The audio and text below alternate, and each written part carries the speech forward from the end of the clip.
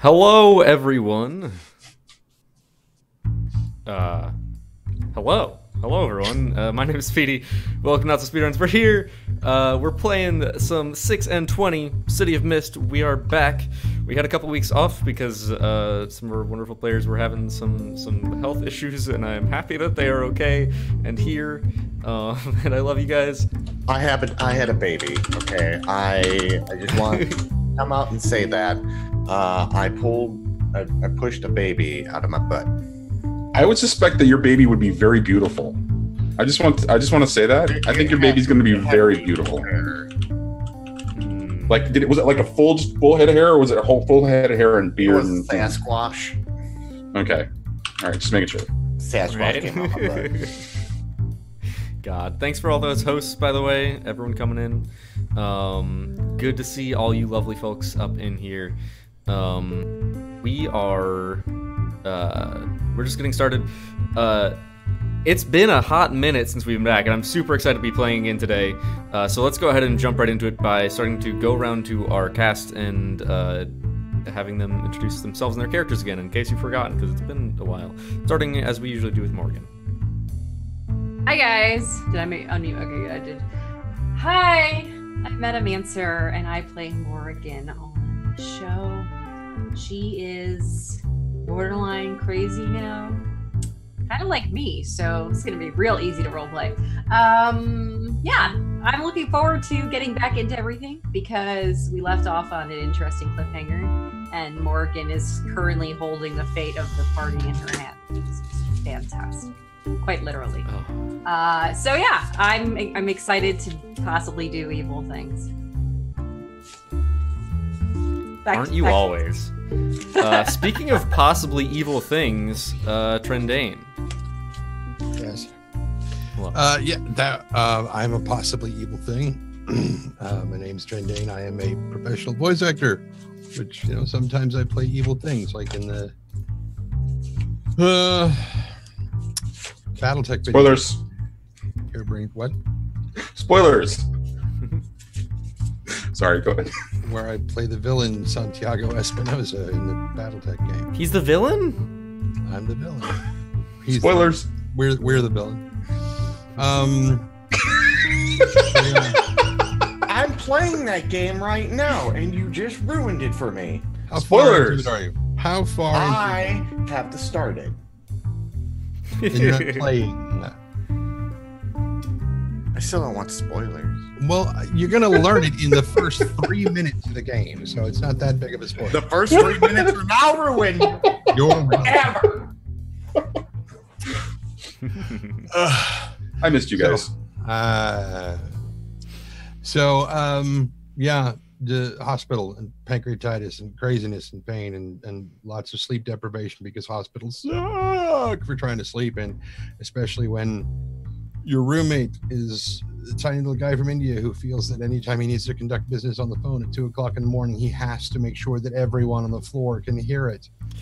And the guy 2 rooms over seems to only communicate through shrieks and screams as though he is being eviscerated, and that is not an exaggeration. If you watch the Arnold Schwarzenegger version of Total Recall, the end when spoilers, okay, if you haven't seen the fucking thing yet, too goddamn bad. When Niels Cohagen gets shot out of the pyramid mine, he lands on the surface, he's like, ah! But it's like that, but like 30 times louder as he is just shrieking these nonsense. There's no words to it, he's just screaming, and then you find out he wants some lotion to put on a cut on his arm. Is why he's screaming like that.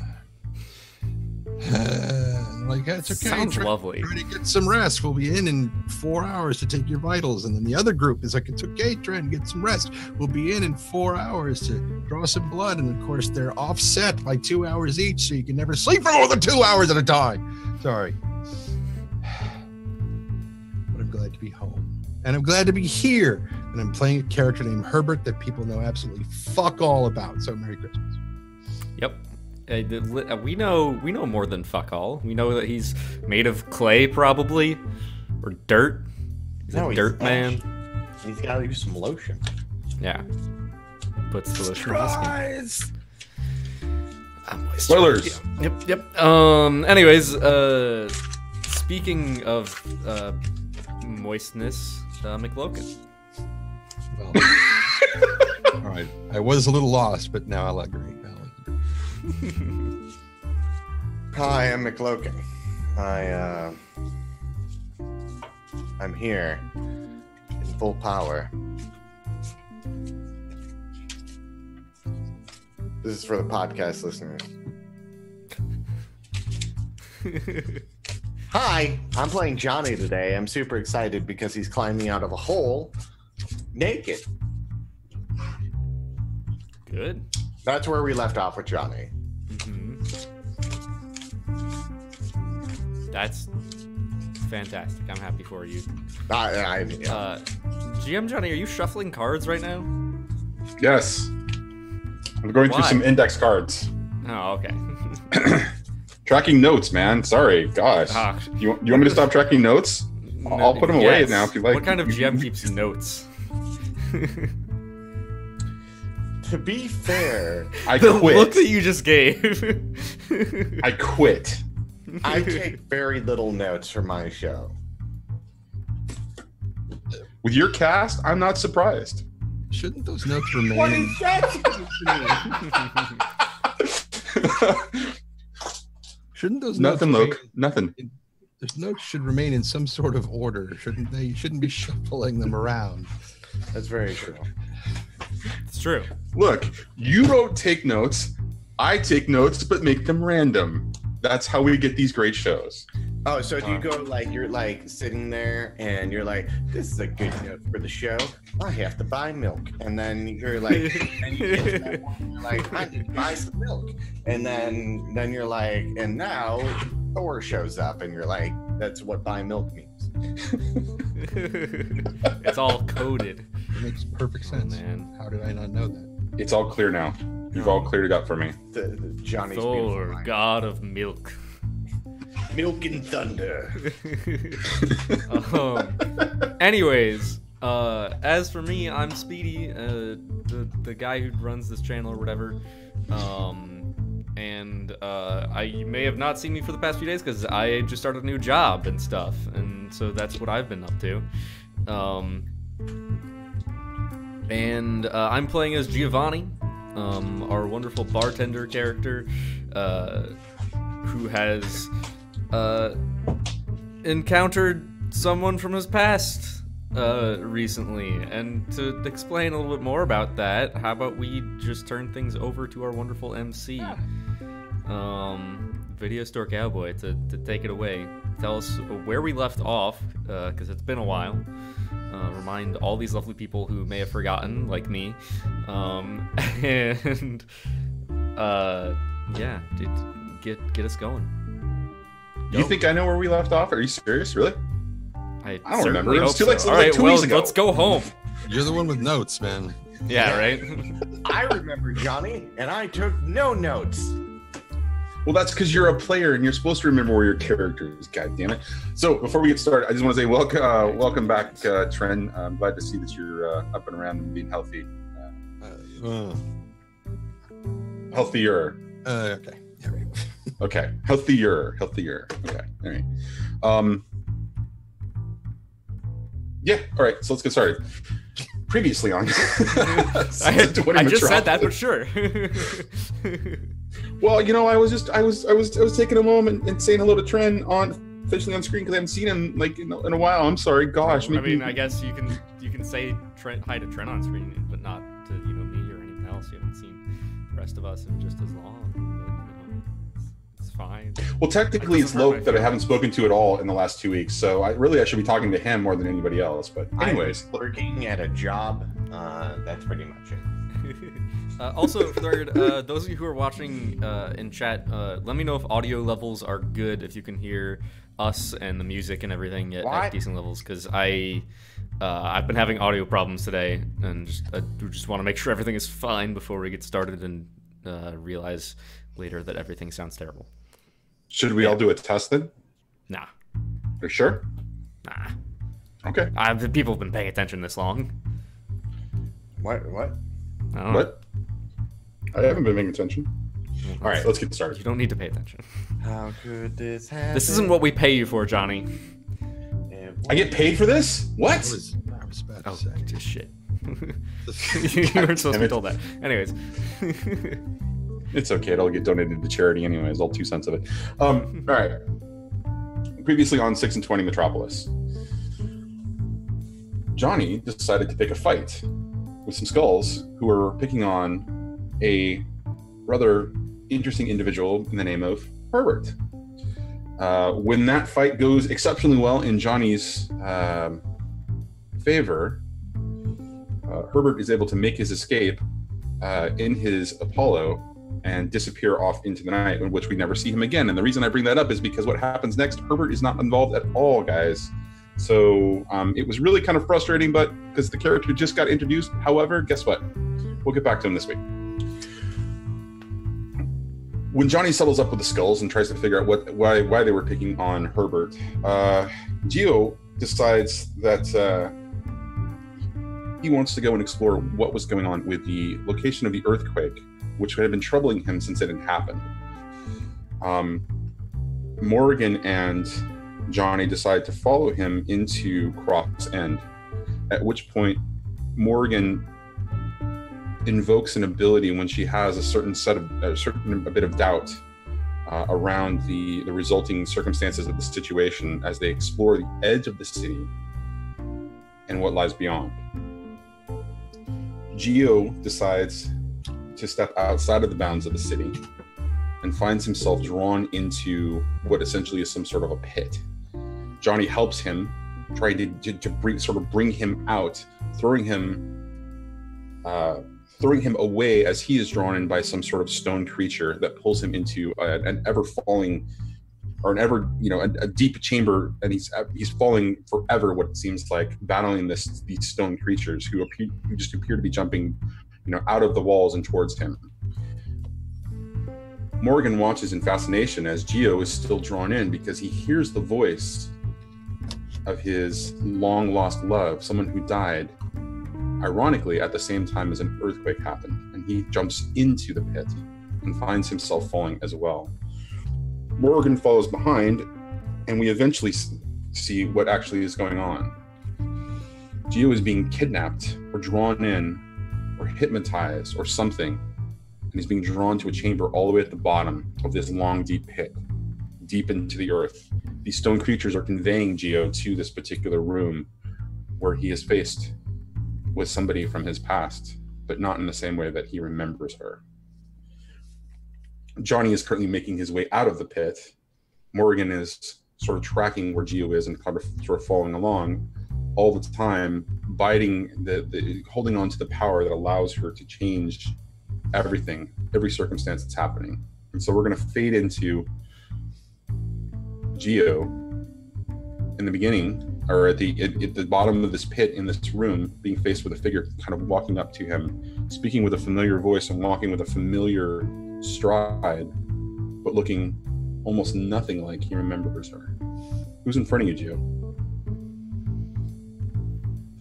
In front of me is Naomi, my long lost love, my fiance, and person I have been mourning for so many years now. How many years is it? I think it was like 6, right? Yes.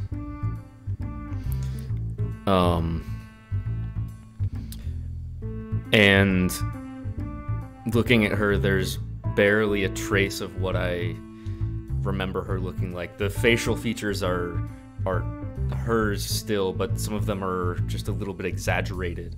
And there are these sort of lines, these almost tribal tattoos that are across her face and down her cheeks.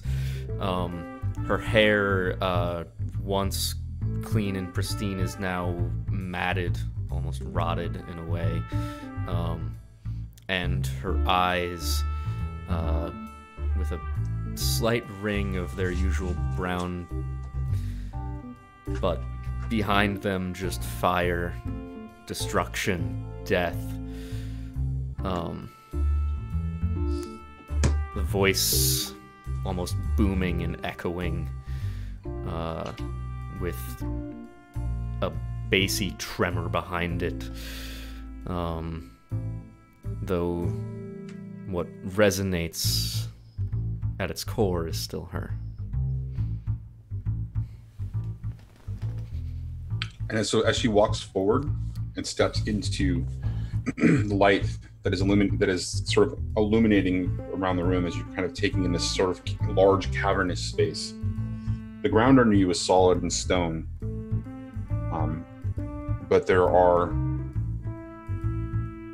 fissures of lava in different parts of the room, and there are some flames that are just kind of spewing from the lava, just little sparks illuminating the room for just a second and then bringing it back down to that sort of dark glow that's consistent with what, you know, when you first entered the room. And as she moves forward, she's sort of standing in shadows and sort of not. Every time a flame kind of comes up, you get a little bit more of her. You're able to take her in, see these tattoos, see the matted nature of her face. You see that there are certain elements of her, certain parts of her that are stained in something. It covers her hands and sometimes up her arms a little bit and on her legs. The tattoos, you also notice, continue not only from her face, but are also found on other parts of her body that are exposed, from her arms, on her legs. And she steps even closer as she says, "Hello, Gio." And when she steps close enough to you at this, as you kind of step up, or she steps up, and there's a flash of illumination, and you see the exaggerated features of her and those tattoos, you get a glimpse of something about those tattoos. They're not just art on her skin. Traced in line of each of these lines of a tattoo, and you're able to take it in as you kind of look over her entire body. They're not just ink or some other stain on her skin. They're there, and there are what looks to be some sort of cracks or fissures running through her skin along those lines. And so when she speaks to you, and you can see it in the light, you can see that when those tattoos move, the fissures open up and shift a little bit. So the features of her face just kind of move in a really unnatural sort of way. You wouldn't expect to see this kind of movement happen. I'm so glad that you are to join me here at my invitation, Gio.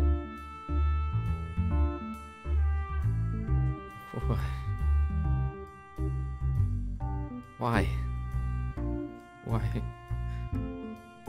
How are you okay? What's going on?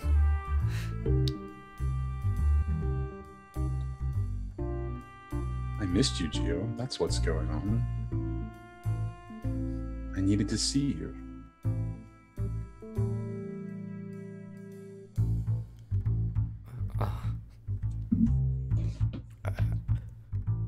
I missed you too. She smiles at that, and the smile really kind of extends along her face and reaches her eyes. And you notice that it's genuine. But as those lines shift on her face with those tattoos, the expression becomes exaggerated, and some of those fissures stay open just for a slight, but enough to really give her sort of an exaggerated, gigantic smile.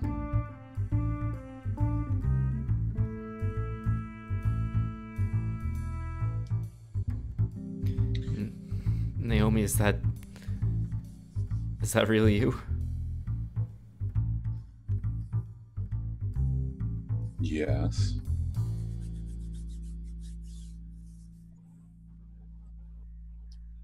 You don't seem completely happy to see me, though.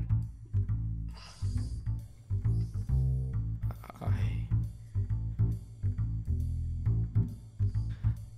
would be if, I don't know, it was 6 years ago. I thought you were dead. What happened? was How are freed. you? How are you alive? How? Why? Why didn't you? Why didn't you come for me any sooner? I wasn't capable yet. Things are changing, Gio. And it's time for me to reclaim what is mine. And that starts with you. Are you mine, Gio?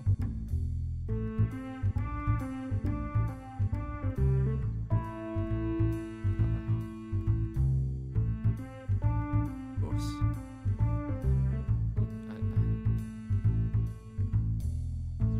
You don't sound so sure. I feel so sure.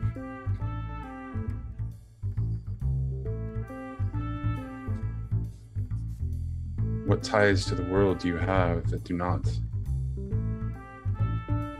allow you to give yourself to me freely?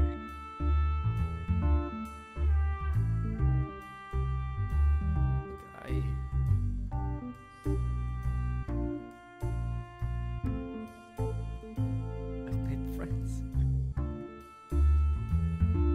I've got people I care about.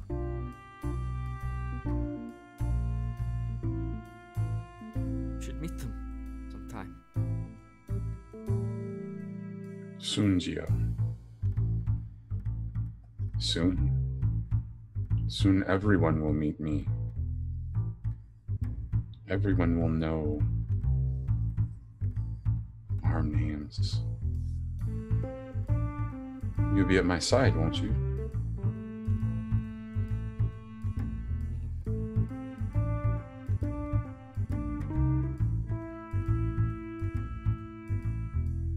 You'll be the same like you. I know you, and this is.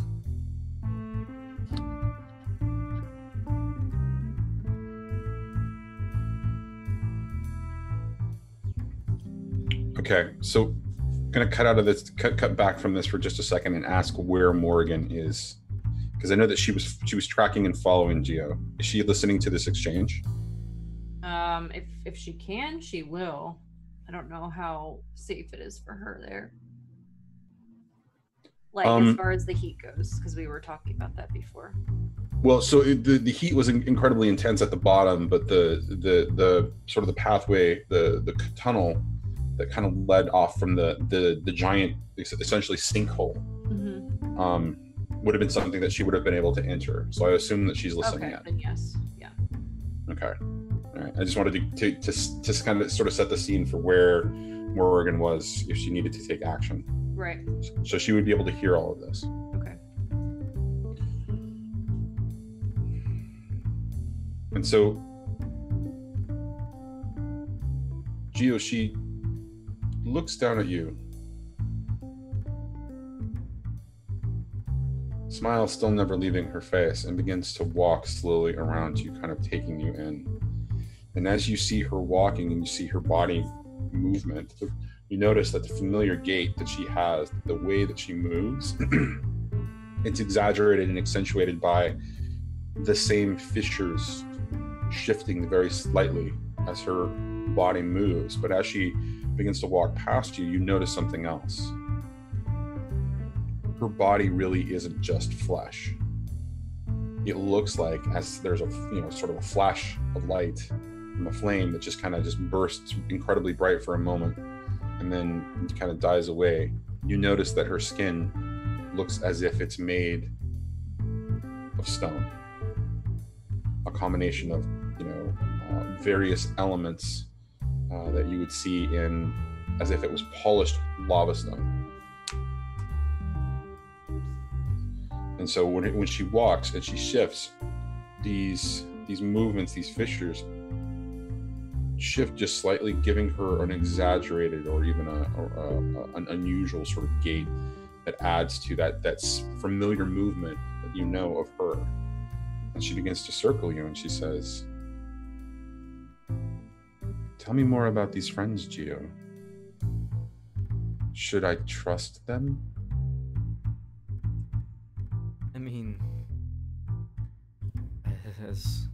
as much as you can trust anyone.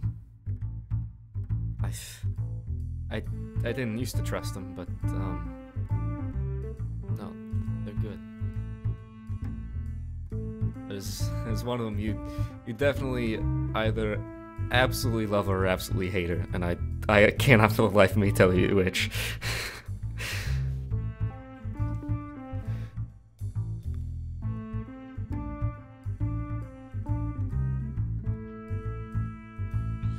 She looks down at you and her smile begins to fade a little bit.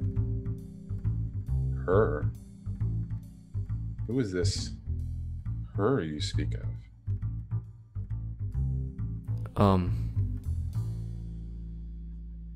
Does it matter?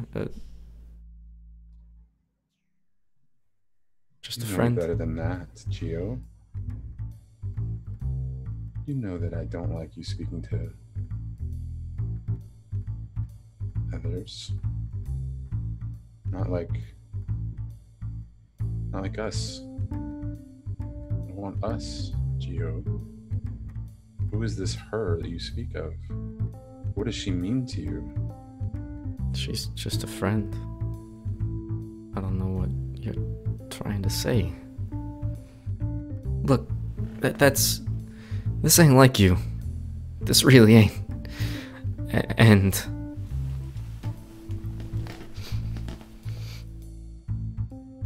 look, I'm not an idiot, all right? The dead don't just come back.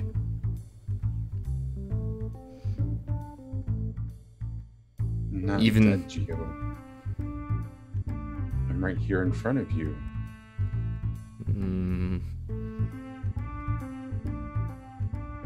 Yeah, so are all the rocks on these walls. You don't believe me? Smile begins to leave her face even more as her face just becomes sort of this, not a scowl, but just a sort of a stern, solid look. I wouldn't. I want to believe you. I do. You don't believe me, Gio? Her face gets a little bit harder, and you can see that a frown is beginning to appear.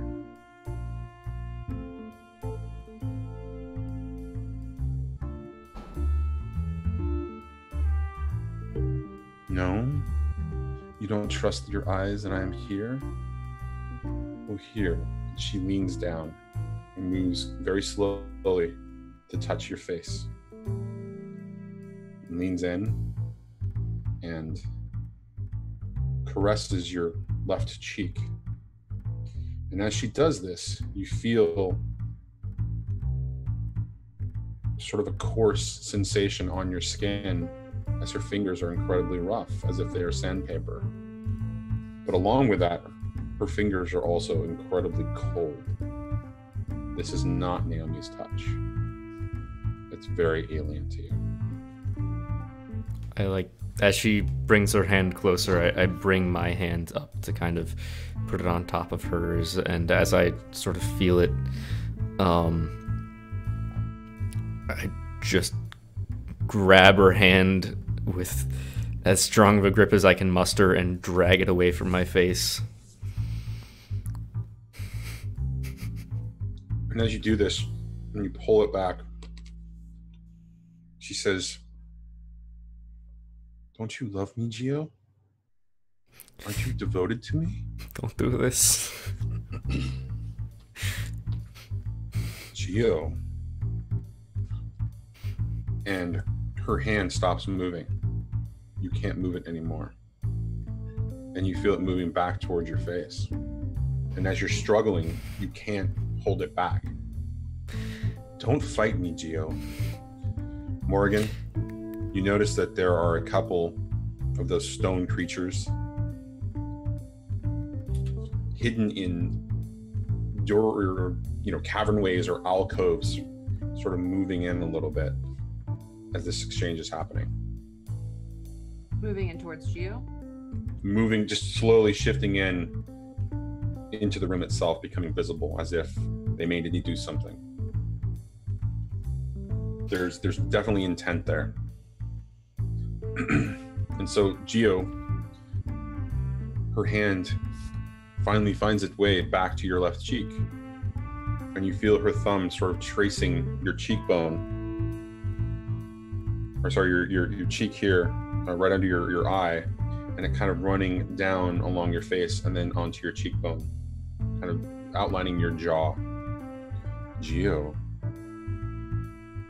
I thought you loved me. I thought you'd want to see me.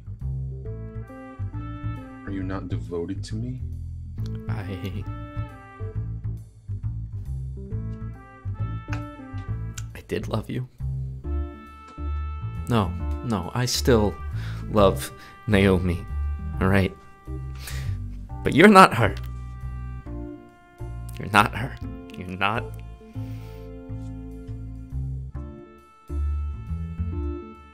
Face danger.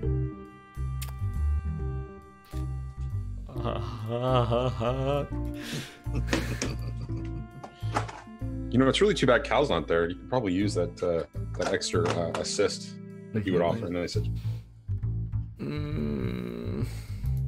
all right, let's throw out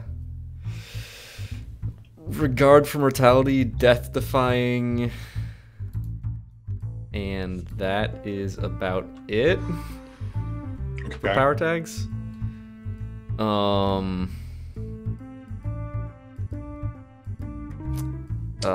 And I'm gonna throw on I'll throw a crew weakness tag if it's personal on there, because I feel like that probably applies. okay.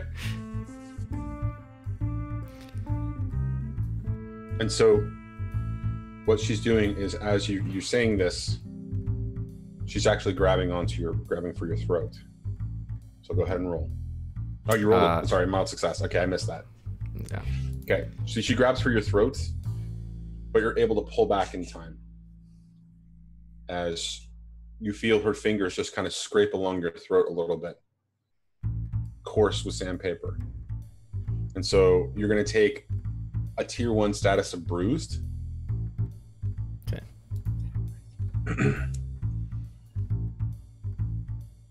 What are you showing us? It's a bruise.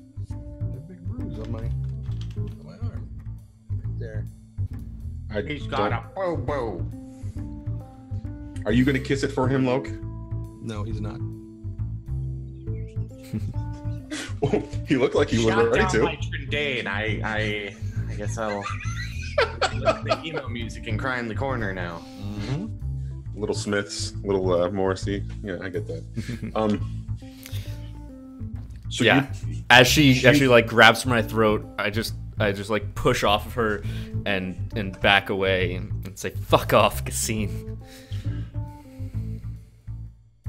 The entire room begins to shake. Morrigan, you see that the stone figures are moving in with purpose, and the entire room begins to shake otherwise. Johnny, as you're kind of moving up the shaft, trying to make your way all the way to the top, it also begins to shake in there. Okay. And debris begins to start falling. Yeah, I'm getting out of there. I know you are. I'm narrating what's going on for everyone at this particular point. Okay, yeah, he's just punching through it and then trying to get back to his friends, who did not tell him that they jumped they were doing. back down the hole. It's okay. It's gonna be the Johnny and Herbert adventures. Everyone else is gonna be buried in a hole. So until Morgan makes everything better. So the room starts to shake. The cavern starts to shake. Rocks begin to kind of fall from the ceiling. Gio, you also begin to see that there are two of these stone figures behind her moving forward. And she says, "You don't have to love me, Gio. You have to be devoted to me, though." Why on earth would I be devoted to you? You're not You the one I fell gave in love Naomi with. power with your love. No. Mm-hmm. You did. Oh, well. She needs you. I just need your devotion.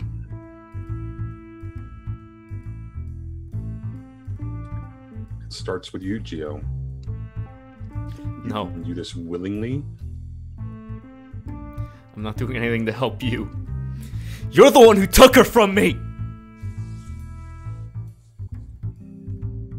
Faster than you could think possible, she again moves for you, reaching out with full force. Morgan, what you see is this humanoid shape move with an uncomfortable speed, reaching out. And when she reaches out, you see that her arms elongate just a little bit, and you see the gaps between the segments where the tattoos are. Face danger again, Jim. All right.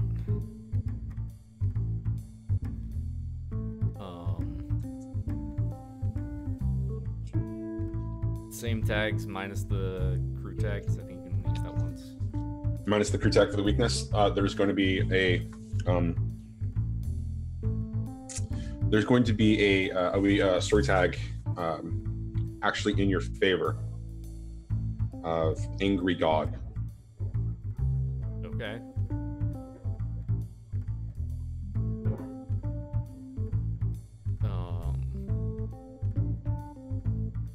Another mild success. Again, she reaches out. This time, her fingers grab onto your shoulders and begin to hold on to you. But you're able to pull out again and begin to turn. Thus, you're getting another bruise, which is going to increase to a tier 2 status of scraped. We'll call it scraped at this point. Because it's a tier 1 status that's going to build into a tier 2. But as she's doing this, and you are able to kind of pull away, you pull and overextend her reach, her grip comes farther than it should, and you notice that her arm kind of weakens a little bit, its grip, as you kind of pull too far, as it gets too far away from the other attached part of the segment. And so she just kind of holds on for just a second longer, and then her arm kind of drops and begins to kind of slowly shift back into her. And she looks, she says, "Get him." And the 3 stone figures start moving towards you. I'm gonna start just running away. I don't know where to run. Am I just trapped down here? Is it like solid cliff walls, basically? No, this is a cavern, and there's a couple of ways out. There's the way that you came in, which is where Morrigan is perched in the dark. There's also a couple of other exits, and that's the 3 exits in the room where the 3 stone figures were. All right, well, I'm gonna try and run back out the way I came in, I guess. Okay. So as you're beginning to kind of move towards that, one of the stone figures begins to step in front of you. So you can either face danger and avoid damage, or you can go toe-to-toe with this thing.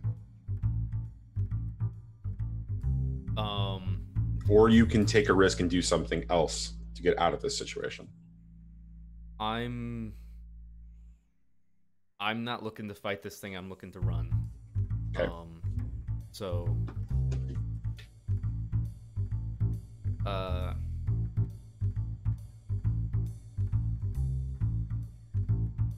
I'm going to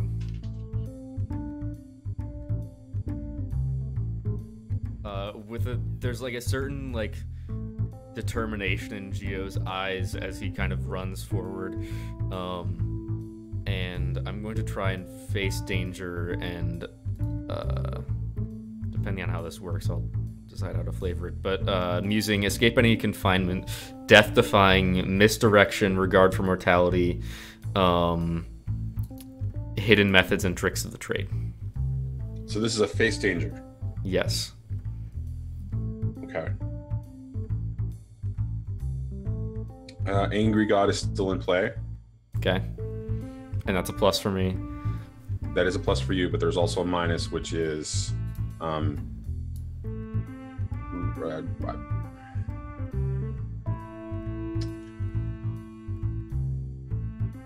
It's reach. So just go ahead and add a minus tag, or Okay. sorry, a negative. Does my status 2 tag do anything right now? In a physical situation, yes, it does affect you in a negative way. So as long as you've got it indicated as a status on your status cards, it Okay. should Yeah. populate appropriately in the roll. Cool. Great success. All right. As this thing. Hold on a second. How many? So, regard for mortality, escape any confinement, death-defying, misdirection, tricks of the trade, hidden methods. Right, and you had 3 against you. Sorry, you had 1 negative against you as a negative status, and then you had the status effect for the tier 2 status against you. Oh, okay. So that I would think that I would probably technically be didn't have it 10. marked as a negative, so it should Okay. be. All right, I just want to make sure that because we were having problems with the character sheet last night, I just want to make sure what was going on there. Yeah, so it should be an 11. Okay. Which I think is still a great success, right? It is still a great success. Okay, so describe to me what you do. You said you had some flair to add to this. Yeah, so as he just sort of rushes forward in front of this thing, you see him basically just rip off the vest that he has in front of him, hold it in front of himself, and then drop it. And as he drops it, this rock monster is basically looking right at him, and he's gone. He's no longer behind the vest, and is just another 10 feet beyond it and running forward. You're muted. Damn it. You're almost to the entryway of the cavern where Morrigan is actually perched inside the dark. But Morrigan, you begin to feel the cavern around you begin to kind of rumble, and there are rocks beginning to kind of fall from the ceiling as it looks like it's going to collapse. You've got a moment to do something before you're gonna have to face danger. Do I see Geo? You see Geo running directly towards you for that, but he doesn't notice that the rocks are like, you see him do that disappearing act and he reappears, but he's still running in your direction, but he doesn't notice that the cavern tunnel basically is starting to kind of come apart, unlike where you are, because you're inside of it. You can actually see you're hidden in the dark there.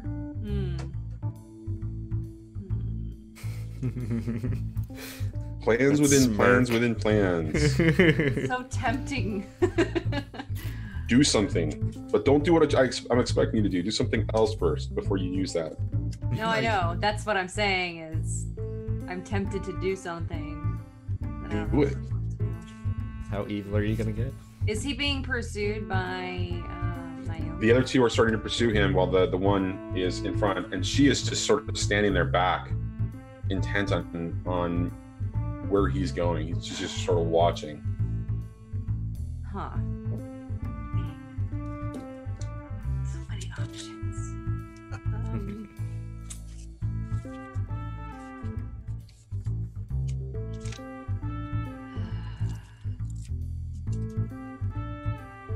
Okay. I actually don't know if I can do this. I might have to do a stop holding back. So what I'm thinking is to emulate the version of my crow form that I was in when we went through the dream, Okay. so that I can pick up Geo and fly out.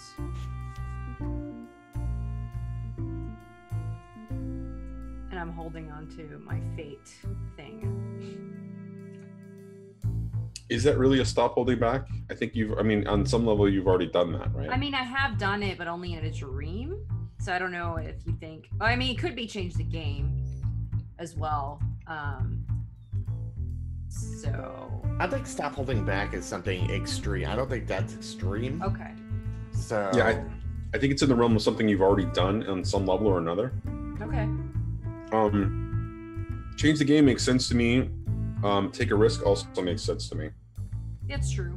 It all depends on whether you want to do something binary or you want to do something that adds complication for the she-devil god / angry ex-girlfriend kind of a thing. Well, technically she's not an ex.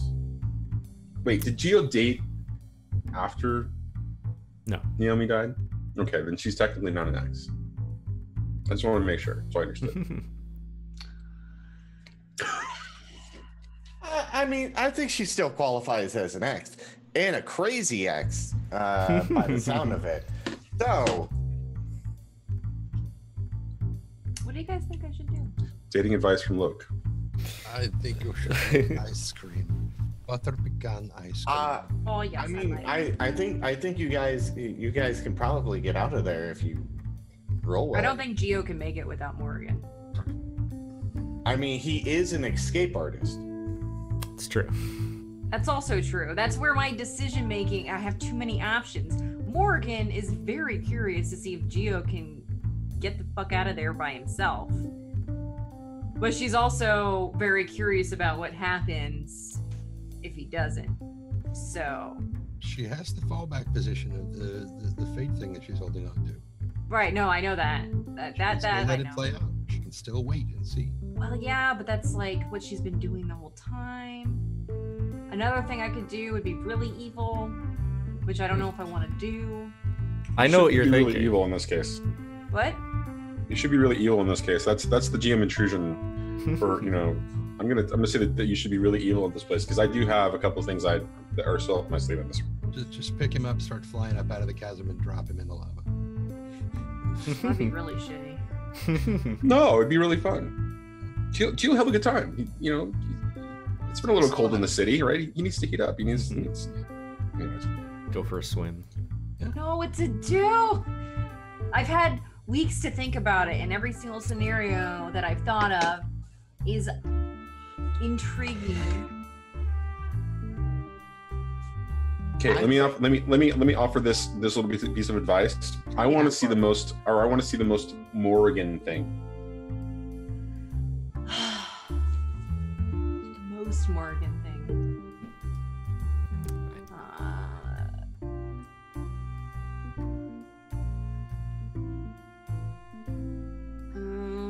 If that's the case, she wouldn't care if Gio dies. Oh, dude, I'm sorry. I'm so sorry. I didn't mean to start that. I apologize. Wait, hope what? you get another character ready, Speedy. No, I mean, like, I still got my fate thing. Now, here's the other bit. I'm a little bit worried that if she does this, she might lose her last logos. So then she wouldn't reset anything. I don't think she's at a point where she wants to lose her last logos. Her mythos wants her to lose her last logos. The mythos does, but I think she's there's something helping her hang on. Yeah. And I think that's Derek, right? Yeah. And that is so narratively in my head.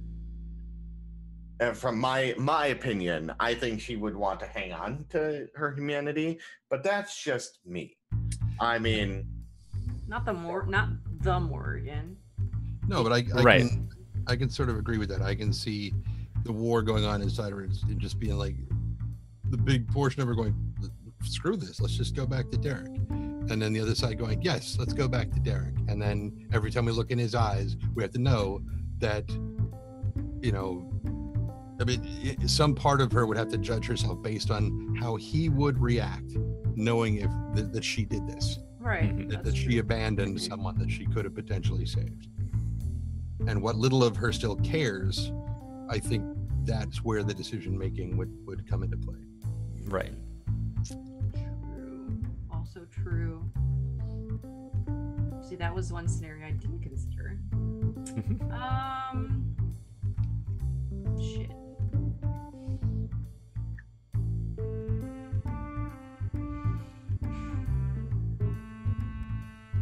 Can we come back to it? No, I'm just kidding. Sure, we'll come back to you. So the cavern's beginning to kind of crumble. Gio is making his way on there. We're going to cut to Johnny, punching his way up the wall. The walls around you are starting to shake a little bit. and stones are beginning to kind of crumble, but you're 3/4 of the way up. You notice that a couple of the stone figures are starting to make their way down. They're completely ignoring you 100%. You okay there? What the just happened? That's kind of what we're wondering. I don't know. Is Rocket in the room? I think my cat just lost his mind. That doesn't take much. Are you kidding me right now? What did you just do? I'm sorry, I'm gonna mute myself because What happened? Skin is like freaking out at the window. Okay. Maybe there was somebody out there. I don't know. That was super scary. How come Rex isn't barking? These questions and more at 11. So I'm punching my way through this hole. Hey, so when we find out, just anyways, you're punching its way through the hole. You're punching your way back up. You're noticing the stone figures are starting to move their way down, completely ignoring you as you're making your way back up. Where are they going towards? They're heading down the shaft. They're going down deeper where you were just coming from. They're completely ignoring Naked Johnny.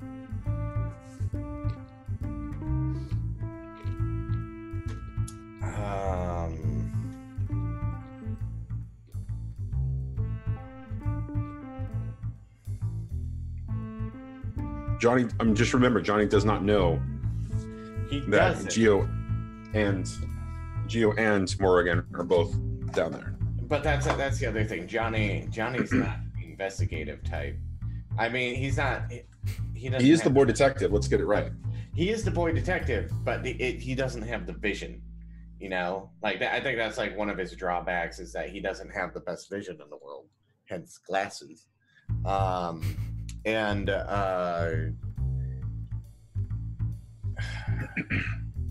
I'm just looking at my abilities to see what would make sense for him to do, and I think it would be to keep punching his way up. That's the only thing that makes sense for him. Like any big debris that's coming at him, he's punching through and turning it to dust basically, and trying to punch his way out. If the rubble's getting in his way. No, the rubble is not getting in his way. I mean, it's falling, but it's kind of bouncing off of Johnny. Johnny being invulnerable at this point, right? Yeah. In this situation. So you're continuing to kind of punch your way up, and you make your way towards the surface. Mm-hmm. And eventually you're just kind of climbing out, and when you get up to the surface, the ground is shaking around you. It's been shaking, as you've been punching your way up, but as you're kind of just able to kind of stop and take into the situation, you kind of look around and go, what the hell? And there's nobody there.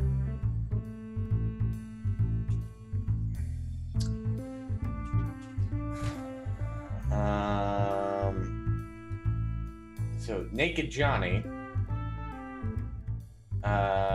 is looking around, and I don't know what he would do in this. Can I roll an investigate? And you sure can. Student.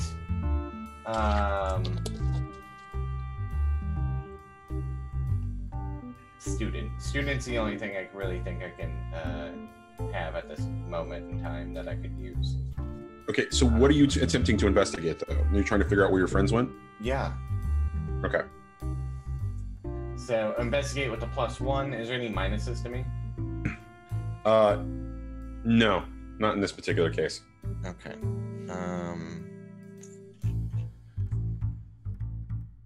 And it's not... Okay, it's not giving me a whole description. No. I rolled a 1. So I walk away from the hole, and I'm like, hey, where are you guys? And he's like walking towards the gate. So as you're doing this, the ground is shaking enough that any sense of or any tracks that were there, any footprints or whatever, the ground is shaking enough that it's just causing, all the ground to kind of resettle and everything. And so those all just kind of go away and kind of, just disappear. And you're continuing to move forward, and you're looking around and going, what the hell? And you see that the ground, the earthquake, the shaking is not strong enough that it's causing damage anywhere, but that it's got everyone unnerved in the area. As you see those same three figures that were kind of hanging out loitering near the abandoned church are now just, they're kind of freaking out, and there are other people in the area that are kind of freaking out, and they're all running in just a variety of directions Away from me? away from the edge of the city, essentially. I'm sorry, I just need some pants. I'm like charred and like probably look singed and all that. And I'm naked and I'm like, oh. Probably a bit dirty. A bit dirty. And that's what Johnny's doing. He's walking away from where he was because he doesn't know where his friends went.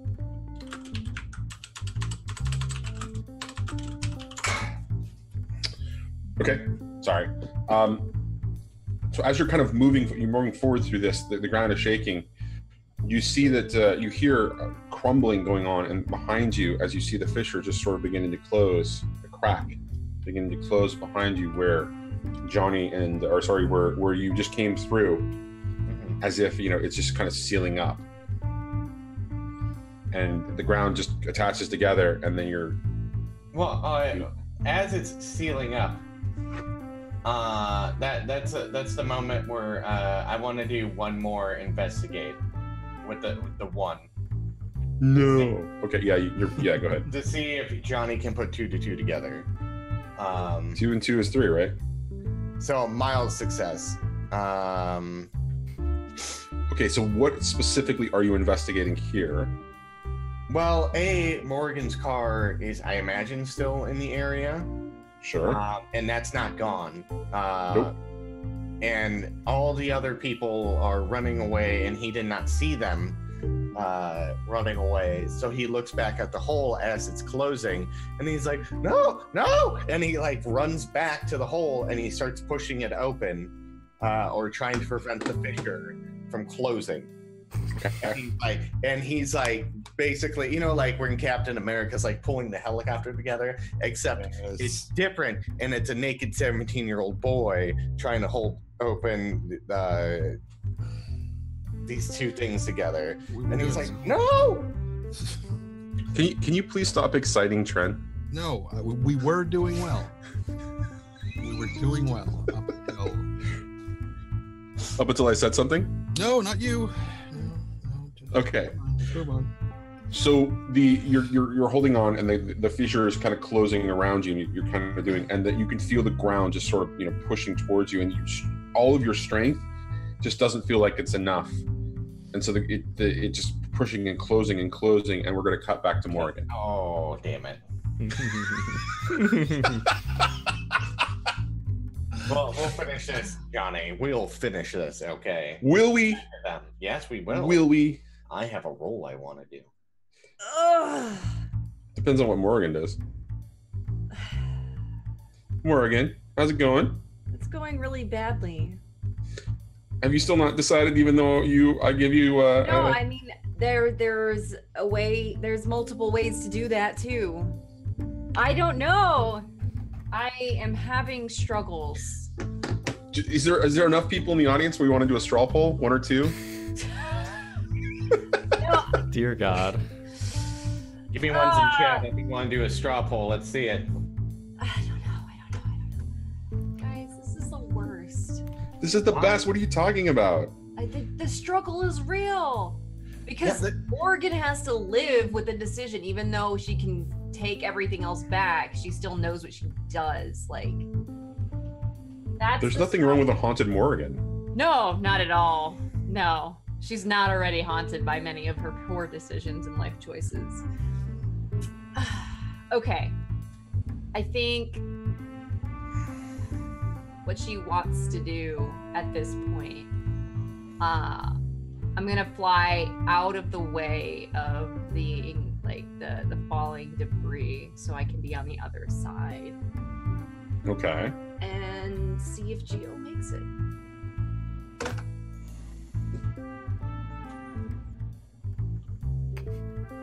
I want him to see me though. Okay. So Geo, what you see is you see that as you make it to the entrance of your side of the cavern or the tunnel, you see a bird sort of drop, a bird shape sort of drop into the middle of the tunnel and begin kind of weaving their way out towards the other side. As you can see, stones are, and other debris are beginning to kind of fall as the tunnel is beginning to collapse. And you hear from behind you, "Who did you bring with you, Gio? Is that her? Is that the woman that you've chosen?" And the ground begins to shake and kind of rumble even more. I just keep running. Morrigan! Okay, so here's the thing. You know that the tunnel is collapsing. It's obvious that it's collapsing. So you can take a risk at this point, or you can face danger. The result being, you take a risk, it becomes a situation of what happens as you make it through to the other side. If you face danger, you might be able to avoid, but you may be able to avoid damage, but you're not going to make it to the other side. Intent-wise, this is incredibly important.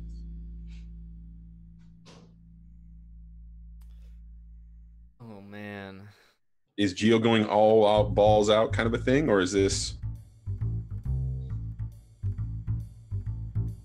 That's a good question. Okay. That's my job. I'm supposed to ask the hard ones.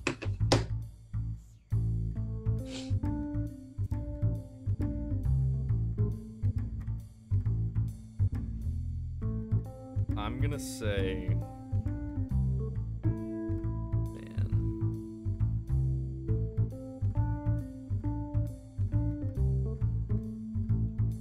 he really wants to get out of there, but he's also, at this point, I think he's more scared of dying because he knows of what she can do to him if he dies. And it's also not good. Okay. Then face danger. Alright. Regard for mortality. Okay. Escape any confinement, death-defying. And that's probably it. Does angry god still apply? Yes. So that's still a positive in your boat.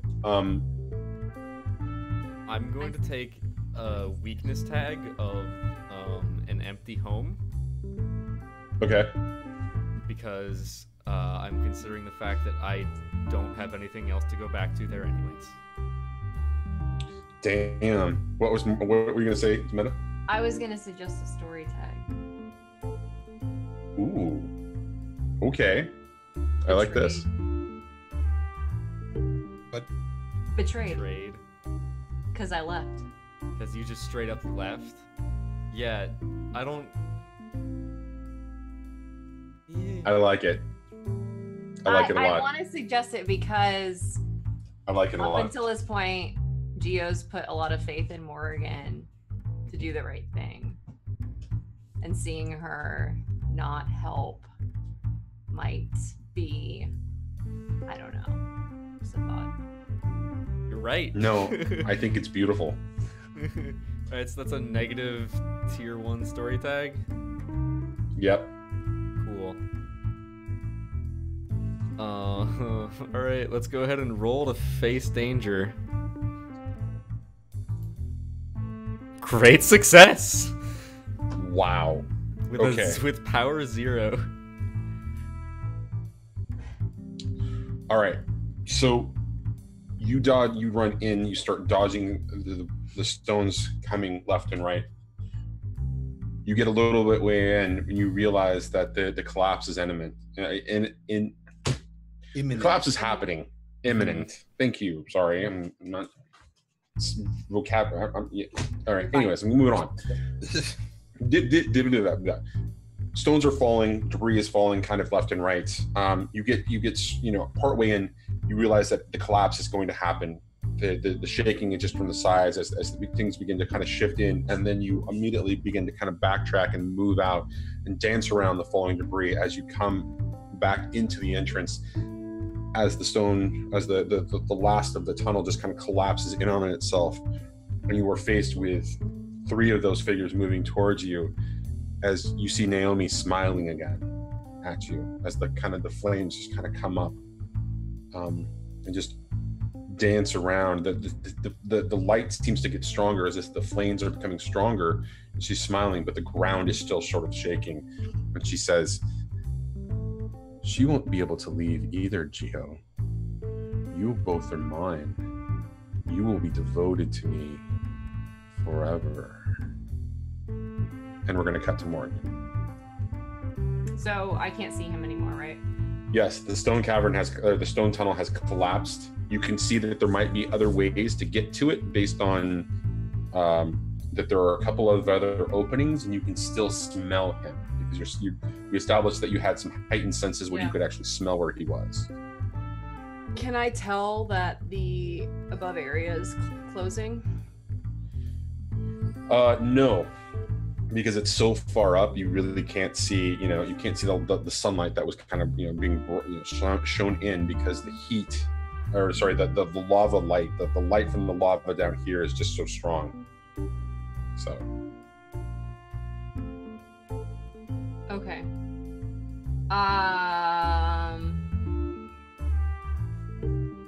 What I'm gonna do is, you said there was a way to go to where Gio is?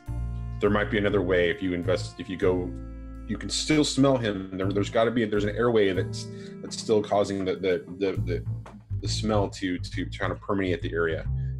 Okay. So you can figure that out either by investigating or maybe potentially taking a risk by going down one of these caverns.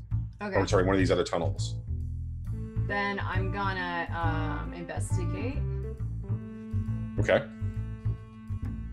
And I have Unbreakable Will, Crow for the heightened senses, embodiment, and power. Okay. And from this was the improvement, which is it's treated like dynamite for investigation rolls. Okay. A tag from there, so I guess I roll it, and then if I get anything, or the one I get is the most important clue, I guess. Yep. Okay. And we can verify that if we need to, but yeah, that sounds about right. So I've got to ask you a question, because you threw this in on Gio. Mm-hmm. Does Morrigan feel bad at all about betraying him? No. Okay. All right. Should I just wanted to know if you're. I mean, I'm interested, but I'm not emotionally invested. It's more of an intellectual curiosity than an emotional one. Oh yeah. Which means apathetic, I think, applies then. Okay. If that's the case. Roll it. D8. Absolutely, you're able to figure it out. Okay. Cool. So it's going to be we're treating it as dynamite, where you get the most important clue. You get the sense of where the strongest smell is coming from, and where the airflow is really just kind of like coming out and overwhelming. And so you're able to figure it out very quickly that it's not the ones towards the lava, but there's one that looks to be about 30 feet above that you can go up and through and get to him as quickly as you would need to. Okay. Then when I get there, I'm gonna transform out of Crow and show up wherever that passage would do. Okay, so you kind of fly up and come in, and as you're kind of making your way towards the other side of it, you transform, and you find yourself in walking form. You see yourself on about a ledge, just kind of 30 feet above, in this what appears to be quite a large sort of high ceiling cavern. You're about halfway up, right? Mm-hmm. And you can see that the 3 stone figures are now moving much more slowly with exaggerated anticipation that Gio is going to try to move away. and you see Naomi just kind of standing there, really smiling. And she doesn't appear to be moving much beyond that, but she's almost reveling in the situation. Mm-hmm. A cat who's caught a mouse. Yeah. Cornered a mouse. Okay.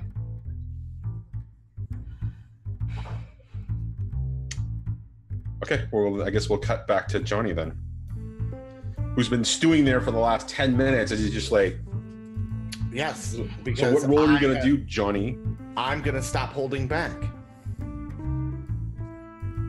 Oh my God. And Describe it to us. What this entails is I'm going to use my strength to keep this hole open because I'm opposing someone's power, I think. Because ground doesn't just seal back up. So I'm gonna put my routine on the line.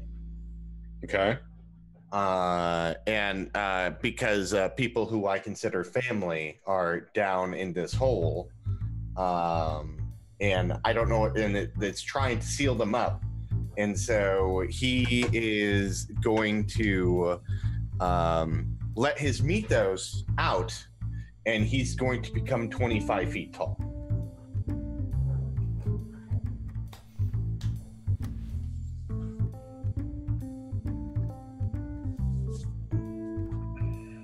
He's not going to hold back anymore, Johnny. All right, so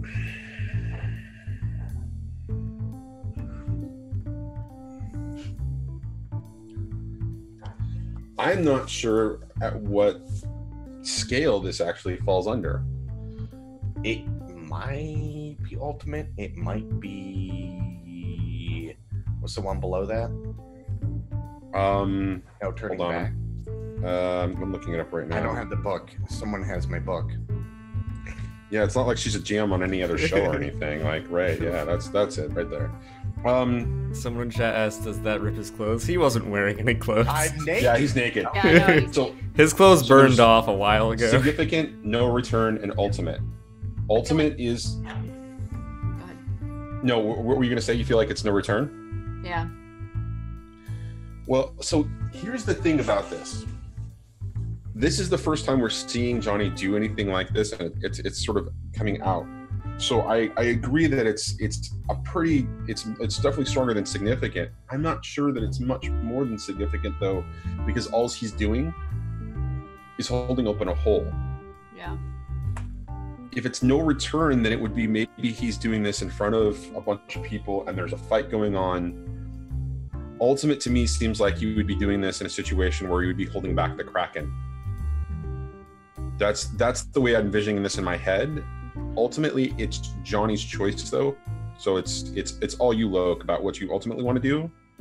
I think because Johnny has to go all the way as one of his power tags, right? And I think that kind of adds into it. I don't think it's an ultimate, because this is the first time Johnny's really kind of exploring this and trying to touch like in his mythos, right? And like become more synchronous with his mythos. So I think what's happening is that like he's expanding on that power and tapping into it. Whether like it's a high emotional state, right? Because his friends are down there, and if he can't get his friends, because they can't beat up the rock monsters like he can, and he wants to save them, so he's letting it go. Like he's not holding back. He's kind of giving up on his humanity to save others. Is how I think about it, but he doesn't realize that. As a player, I realize that. Johnny does not realize that. And so that's what I want to go about it. And that's why I think high school student is the one I want to go with. So it was significant, no return, and ultimate. All right, what's the point of no return? no return is where you replace a theme, like you lose a theme. Yeah, I don't think. Theme. Yeah, I don't think that's the scale that we're at this point. Okay, so we want to say significant. I mean, Meta, you've got enough experience on this in this system, looking at this stuff too. You think that sounds about right? I think it's good because it'll force him to mark a fade on that logos, which would be mirroring what he just said about the fact that he's ignoring that part of himself in order to do this. So I think I agree. It's like the top of the significant pile, but maybe no return is a little bit over the top. Maybe if he was fighting one of the golem thingies and trying to hold it, then yeah. But if it's just holding open the crack, then it might be all right. Yeah, I tend to be on that same page. So, okay. Are you good with doing significant? I'm fine with doing significant. Okay, then let's do that. Okay, let's roll 2d6. All right. Plus your logos. Oh, plus 2. 7. Okay. Was that really close? Yeah. Is that really You close? almost failed that shit, yo. Yeah. What happens if I fail it? You would be out of the scene. Yeah. See, as it says here, on a 6 or less, you would pay the price for 7 or 9, but then you would also lose control of your powers, and basically they would fail as planned, so you wouldn't be able to hold it open. And then, in this particular case, I would have you pass out, because it gives me a choice as to execute like a hard move on you, and you would basically pass out and fall out of the scene altogether. Okay. All right. So on a 7 and 9, right, you succeed, but you mark a fade or crack on that theme book. Yeah. And then you burn all the power tags on that theme as well. Okay, hold on. And you won't recover them until either the end of the session, or you do a montage downtime where that actually where you heal up from that. At which point, I would like you to describe to me what happens when Johnny actually does this and what it looks like, and the damage or the collateral damage or potential environmental damage that goes into this. So basically, Johnny is like trying to prevent this fissure from closing. And what that entails is that he's like trying to push it open, but he feels that like closing, his strength is not enough. Like he's slowed it down. It's like a trash compactor that's coming in, and listening to Gio's stories that he told about people, Shamrock. Yeah, like the leprechaun and like other people, and like seeing that like there's something else inside of them that is awakened. He starts and he's explored this, and he thinks about the whirlpool, and then he gets like little tidbits of information and like little visions of what that person's experienced, and he can see that like when he meets people or he's on a ship, everyone is really like, the ship is his size, but there's like tiny people on horses riding back and forth on this ship, and so and he realizes that he is something bigger, literally, and he and just thinking about what is going on with his friends down there, because they were stupid and didn't let him finish what he was doing. He's partly mad, but he's partly worried, and he partly wants to save his friends and do like a good and get them out of there. So he you just hear from the top, and he's like, no! As you see the fucking the crack up top, the light or whatever light source would be coming in, as you see a giant man boy holding up the hole, and it's opened up to like 25 feet, and that's what's currently going on. So there's no physical transformation other than his size growing bigger. It's like we don't actually see a stronger shadow is probably not the right word, but maybe facade of his actual like mythos. So since this is significant, it's only his size that's growing. Okay. And the theme card, like he's tapping into a theme card that he doesn't have yet, because I have his all the way the avatar planned out. But okay. This is one. So he's only like exploring it and it taking a significant amount of that power and expanding out. But since he's not really tapped into it, he's not getting that brawny look, and he's not looking. He just looks like Johnny, who's now 25 fucking feet tall. Okay, Morrigan, you see this as you're kind of sliding into the that pathway right there, and you see the fissure kind of open up, and you see the scrawny sort of stick figure kind of illuminated against this as coming in. Okay, and that's just what Morrigan sees. And so, Johnny, as you kind of do this and push it open, the fissure, the crack just kind of expands, and then you feel that the resistance just sort of stop. And there's no more like force being pushed against you, and you're able to kind of move after that. Okay. And then I would bound as a giant man boy down the hole towards the because it's open, like I can move and leave. Is that what you're saying? Okay. Yeah, you can open. It's not going to close back. You've opened it up and it's done. It's not going to move again. He's going down to find his friends down to the lava hole. And and as he goes down, he's literally punching and demolishing.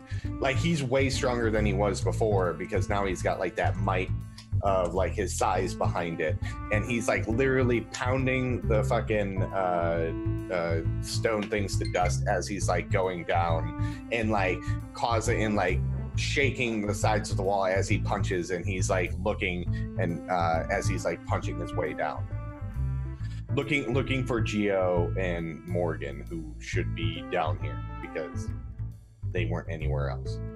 Okay, so you're pushing towards that direction. And as you're doing that, we're going to cut back to Morrigan, assessing the scene. You've got a bit of a moment where Geo is still kind of hesitating. Do you want to do anything before we cut back to Geo? You're just kind of standing there on the precipice of this. No, I want to see. I want her to move forward. Okay, I just wanted to make that very clear, because betrayal is still going to be in play now. Yeah. Because she is not interjecting, or she's not interacting with you directly until she makes a decision to. So I just want to make that very clear for Geo. All right, Geo, you're up. What's up? Well, what's she doing to me right now? Naomi's just there smiling, and the three stone figures are moving towards you.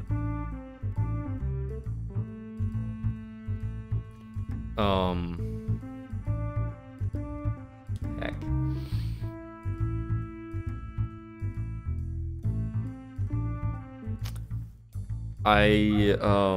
Technically it's hell, but a weird kind of hell. Maybe it's a mind kind of a hell, but it's not heck. God damn it. Now I have in my head. Thanks for that.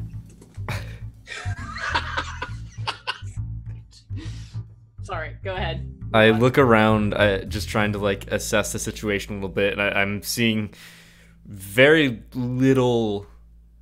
few ways out of this right now. Being surrounded,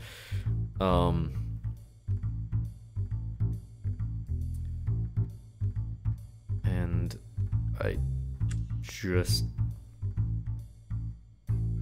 I look towards Naomi and just past these golems.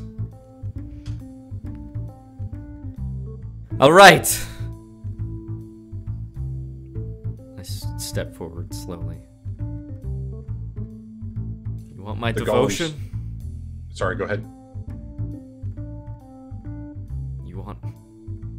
You want me again? here. You're trapped, Gio. You ran from me. That's not devotion, that's fear.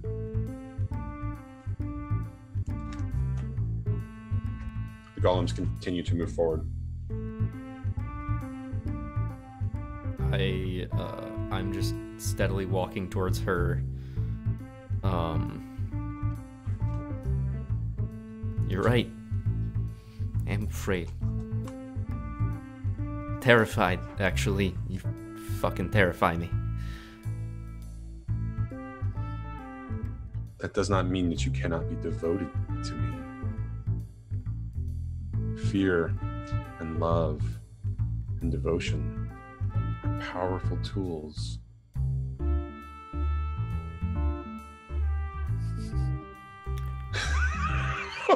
What trap? I'm sorry. It's just the fact that as I'm nodding to that concept, I glance up and I see Meta nodding too. And I'm just like, there we go. You two are evil fucks. Yes, we are. Yeah, that sounds nothing like something Naomi would say, but in a great irony sort of way, I could see her changing like that too. She'd appreciate that. Plot twist. Naomi. I am more than she is, but I am Naomi. Some part. Would you like to? And she holds her hand in front of her face, and she just kind of waves. And for just a second, you see the soft, pale skin, the color of her eyes just sort of shining there. A little bit of color in her cheeks as she kind of blushes for you, and then you see her smile without the tattoos. Without the weird stone pallor. You see this happen too, Morrigan, but you don't see the change. You see nothing other than just her kind of emoting and kind of waving through.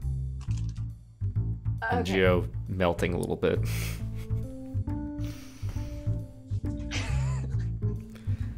Okay, I just want to point out, Morrigan sees this as a moment of vulnerability with her. So, she wants to do something. Because she's paying attention to appeasing Gio at this moment. So, what Morrigan's gonna do... Uh-oh. She's going to leap down behind her. And hope she has a heart, because she's about to rip it out of her chest from behind. Yep. One would hope. I mean, even if it's not a working heart. One would hope. All right, so. Oh no! I take it back. I'm gonna rip her spine out instead. Needs that more. Then your heart? Well, because she has to walk around, right? I think you need both equally.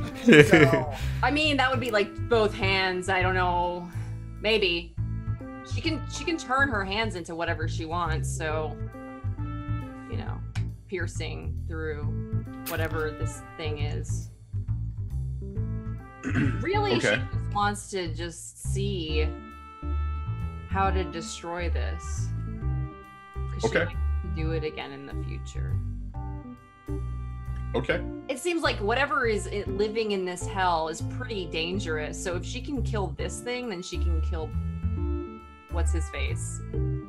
Got it. What's his face? Bishop. Who?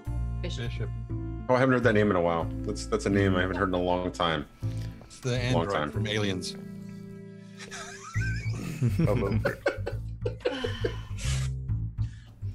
His first name wasn't Arthur, but anyways. Yeah, it was. Wait, wrong person. Yeah, not in Aliens. It was just Bishop. But anyways. Yeah, so that's what I'm doing. What do you think I should do here with the change the game? fine. Take a risk. So it seems like it's one move. Mm-hmm. You want to jump down and then you want to attack her. So I feel like it's a hit him with all you got. That's true. Because she's distracted with Geo. True. All right. I think that we're going to go with that. Okay. Can I get a surprise story tag? Sure. Okay. I don't think she's expecting to have her spine ripped out. No one ever really is. Yeah, that's just not something that happens. And if you go for my heart, you rip out her spine. She's like, whoa. Okay, so power tags that I'm doing is I'm gonna show their death because she's gonna have a split moment to realize that I did this. Furious Rage, because I just need to destroy something. And Unbreakable Will. And this thing sometimes when I'm clicking doesn't show me the rest of my stuff. Okay. I'm gonna use Embody and Grant Power so that I can transform those things. So it goes through. Yeah. Okay. A couple things are going to apply here, story tag wise. The first question I'm going to ask you is, does apathetic actually apply here? No, because she's got emotional backing on this one. What's the emotional backing here? She is investing her physical, what's the word I'm looking for? Like her physical ability to test herself so that she can save Derek. That's why for her it's less about, I mean, it is a bit about Geo, but it's more about her own desire to do what she is unsure she can do. Okay. That does. That's not the intent that I was going for with apathetic, but that's a really interesting argument why it wouldn't be. Let me present my other argument and see if this makes sense to you. Okay. You are not taking into consideration what effect killing her will have on Geo. That's true. So I feel like because there's an emotional motivation for you on one hand, and you're not focusing on something else. I think it kind of cancels itself out, Okay. given that there are both things going on. But I wanted to bring that up as the other side of the argument, just because it seems like there's an intense amount of like motivation here for you, but at the same time, Geo is just kind of being left to the wayside as you're kind of experimenting with this. True. Good point. Okay. Other story tags in play. Angry God is in play, so that's a positive in your favor. Okay. Home turf is what I'm going to call it, but basically it's her domain. So that's going to be a negative. Okay. Is this plus and minus thing working or not? Sometimes it does and sometimes it doesn't. Okay, let me see if I can do it on the story tag instead. So to answer your question, Brahms, Johnny's 25 feet tall. The hole is kind of stopped closing. Geo's girlfriend is made of magma. And Morrigan's about to rip out her spine. So As one. Can we play a game of that, like Fiasco or something, where you're playing Dr. Evil from Austin Powers and just doing that? As long as I don't get sued, yeah. This is not awesome. Oh, it didn't save my status. What the heck? It doesn't like you. It Just does add not. 32. Dude, Just add- technology today, we are not in agreement. just Technology this week has been not in agreement with me, but let's. Yeah. Okay. One more plus because of the Angry God. You called it. Okay. Yeah, Angry God, which is the plus, yeah. Okay. Cool. I think I got it sorted. I got the plus signs on where they need to be and the minus signs. Okay. Let's see what happens. May the force be with you. Thank you. And also with you. What happened? I don't know where my Nice. 13! Haha! I'm sorry, Johnny. The force was not with you. No, so this is. This is one of those cases where I've got to be very careful about how far we go with this. All right. So Chumley, you land. no. What? I said Chumley, no. Never mind, just move on. All right. Morgan, just narrate me down. Narrate this scene all the way down to you landing behind her and grabbing her. What does that look like? It's almost as if she's kind of flying through the air, where she's kind of almost weightless for a moment as she leaps forward. Not quite swan dive style, but pretty close. And her landing is not the stupid superhero landing with the knee thing, because everybody knows that hurts, so that's not a great idea. But yeah, she kind of slows herself as she falls down, or floats down, so to speak, and lands behind her. And I would probably say, unless Gio's completely fixated on Naomi's eyes, he might see through his like kind of peripheral vision something or someone landing behind her. And so what does it look like when you reach out and you're grabbing for her spine, you said, right? Yes. Okay, so you're just kind of grabbing out and going like, just kind of reaching out directly with your right hand and just kind of reaching to pull. Yeah, it's like a reverse Kalima kind of deal, pretty much, but for the spine. Reverse Kalima sounds like a terrible sex man. Title of your sex. But a great finishing move in combat. Yeah. So you reach out, she's not expecting it. Your hand passes into her body. Yeah. Through the stone. And when you feel your hand kind of pass through, you feel the coarseness of her skin and that it's incredibly thick. But you pass through and you feel that there's a squishy center. And as you grab and you pull out, you see that there are forms and cracks that are beginning to kind of sort of coalesce on her back near where these fissures were, where the tattoos are, but more so that it's just kind of breaking through, as if the skin is beginning to kind of reform and become one, and the fissures are disappearing as you're able to pull her spine. And when you pull her spine, her head just slumps forward, and the spine comes out, and her body just sort of collapses right down there. But as that begins to happen, the entire cavern begins to shake and rumble. And the Gio, you see all this happen as you see Naomi drop. And the stone figures in front of you begin to kind of crumble just in front of you. I see one brief flash of her looking like she used to look, how she's supposed to look, the Naomi that is familiar to me, and that is the one that gets her spine ripped out of her back.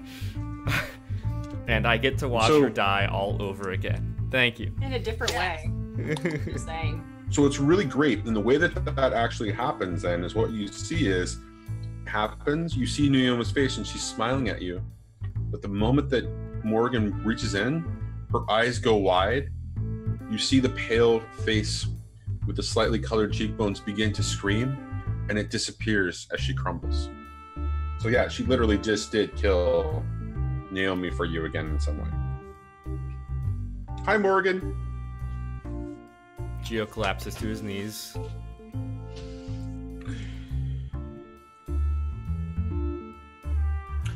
Where's Johnny? Cries out. Hold on. Johnny's gonna get his moment in a second.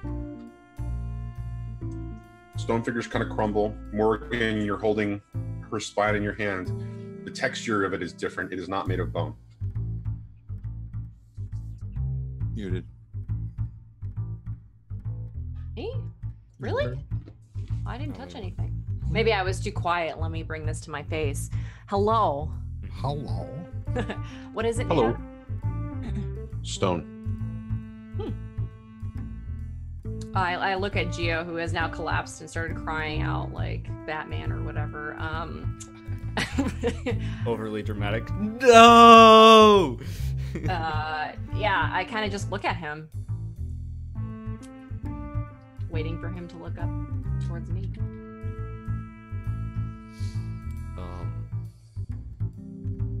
He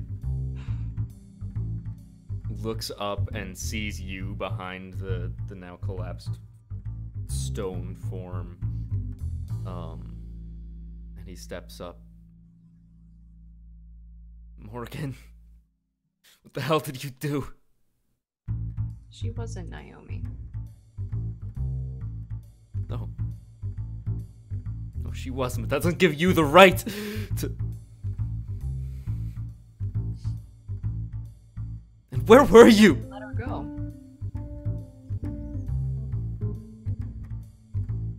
6 years.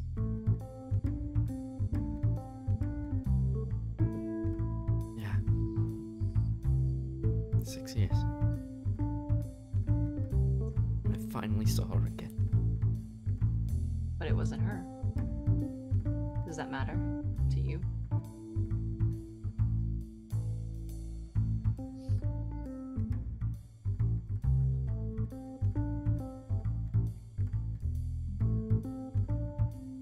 Yes. It matters to me.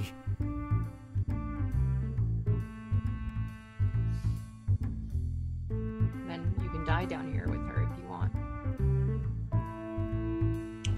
And to add a little punctuation to that, big stones begin to start falling from the ceiling around and behind Morrigan as she's standing there still with a stone spine in her hands. And we're going to cut to Johnny reaching practically the bottom very quickly as he smashed through a bunch of these things. And one of the things that he notices is that the area around him is beginning to kind of shake even more as some of the stone figures, as he's punching through, just collapse of their own accord. Johnny either figures that he's really strong or they're afraid of him. I'm really strong. But you land at the bottom and you see no trace of neither Gio or Morrigan. I didn't see anyone as I was falling. Fuck. Okay. We're in a collapse past the tunnel or whatever. Can I roll an investigate? You sure can, Johnny, because you're the boy detective. Yeah. Do it.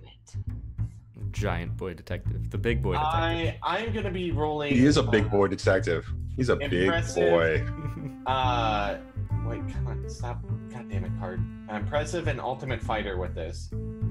As I'm looking around for these, and I'm like screaming for those two, you just hear,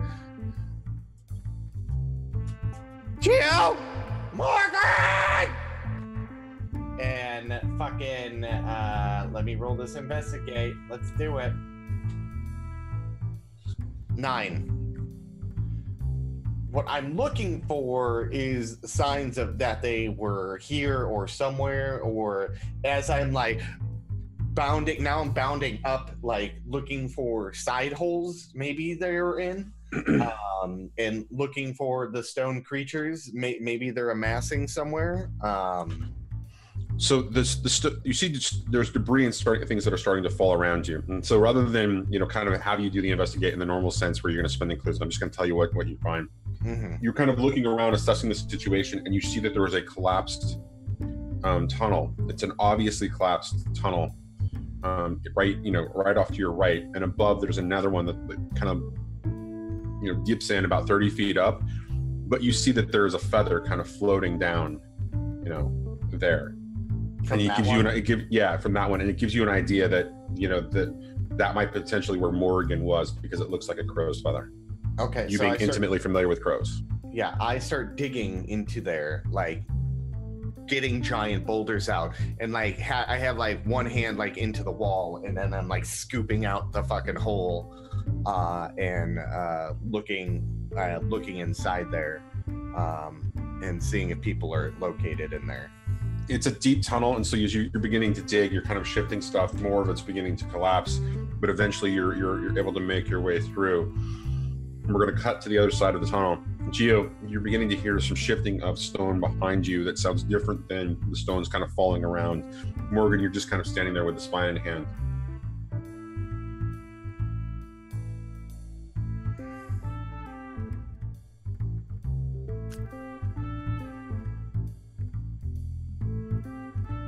I'm not ready to die either, Morgan.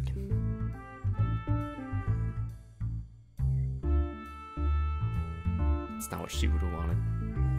And I really fucking hope it's not what you want. What I want has absolutely no relevance here. You're right. You're right. What was that face, Johnny? I'm not sure that's quite true. Isn't it? You just killed a god. Isn't that what you wanted to do? Yeah, but that's not having to do with what I want for Geo. Okay. Okay. So, if you don't want to die here, then maybe we should go.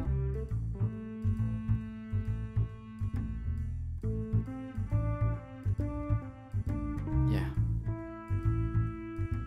Let's get the hell out.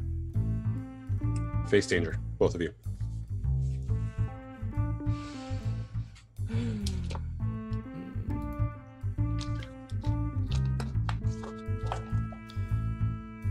It's going to be a sort of a physical kind of a thing, so whatever the tags apply to that. Yeah. Yep.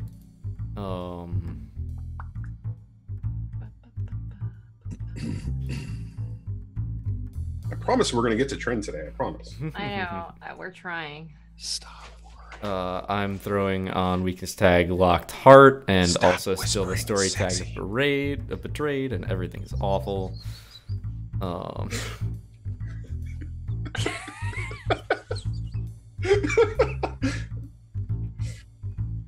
you like the whispers?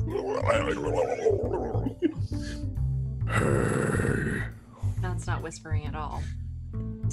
Sorry. Prove it.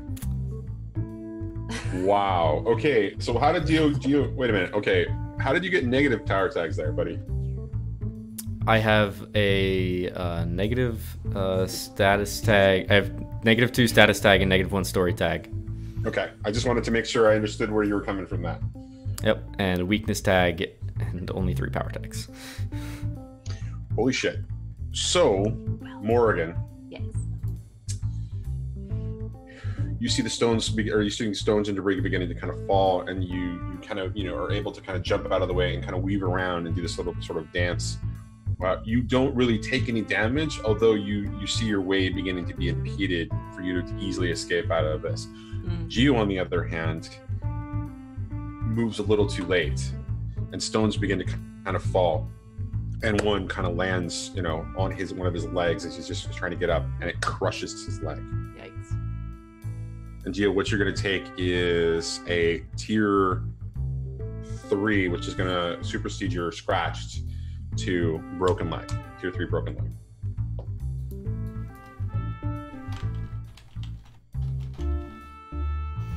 Ah, fuck! God!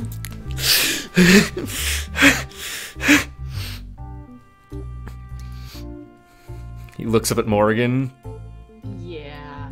She kind of looks really concerned and kneels down to assess whether or not she can move the boulder or if she can pull him out, but it's gonna fuck up his leg, probably sever it. At that point, you begin to hear the scraping as the debris behind him in the tunnel really is beginning to shift and start to kind of settle down, and you can see that something is moving towards you in that direction. I look over. Can I see who it is or what it is? You can't see Johnny yet, but you can assess the situation if you really want to. Okay. I don't really know if this isn't really investigate. Well, do you want to help Geo, or do you want to investigate what's coming through? Do you even really care at this point? What's coming through that? Sure, it's one of those golem things, which is doubtful since you saw them start falling apart. The moment that you pulled the spine, that's right. Yeah, Yep. or it is Johnny who came back down. So I don't think I would investigate. I feel like all of those are easily conclusions that you would jump to. So Yeah. So I'm just gonna kind of assess if there's a way for me to help Gio or not. It's probably like, I don't know, take a risk maybe, because I'm staying there instead of leaving. What do you think?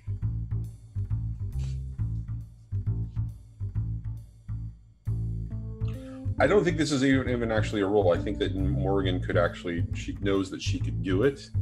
She doesn't, and she knows that she could probably do it without hurting him too terribly much. It's more about Gio's medical situation that might get exaggerated if the boulder is removed. Maybe he'll start bleeding or something like that. I think that for her is really so. If that's what you want to approach in this, I would say that investigate makes sense, or even take a risk. Yeah, I'm gonna take a risk to get him out of there. Okay. Like to physically move him. Okay.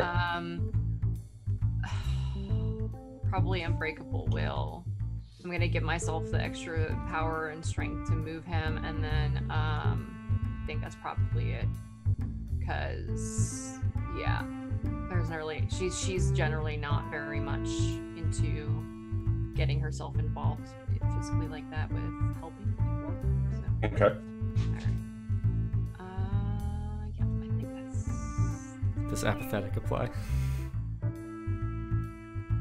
No, because the fact that she's actually helping him and staying behind and risking her own like body would probably get rid of that.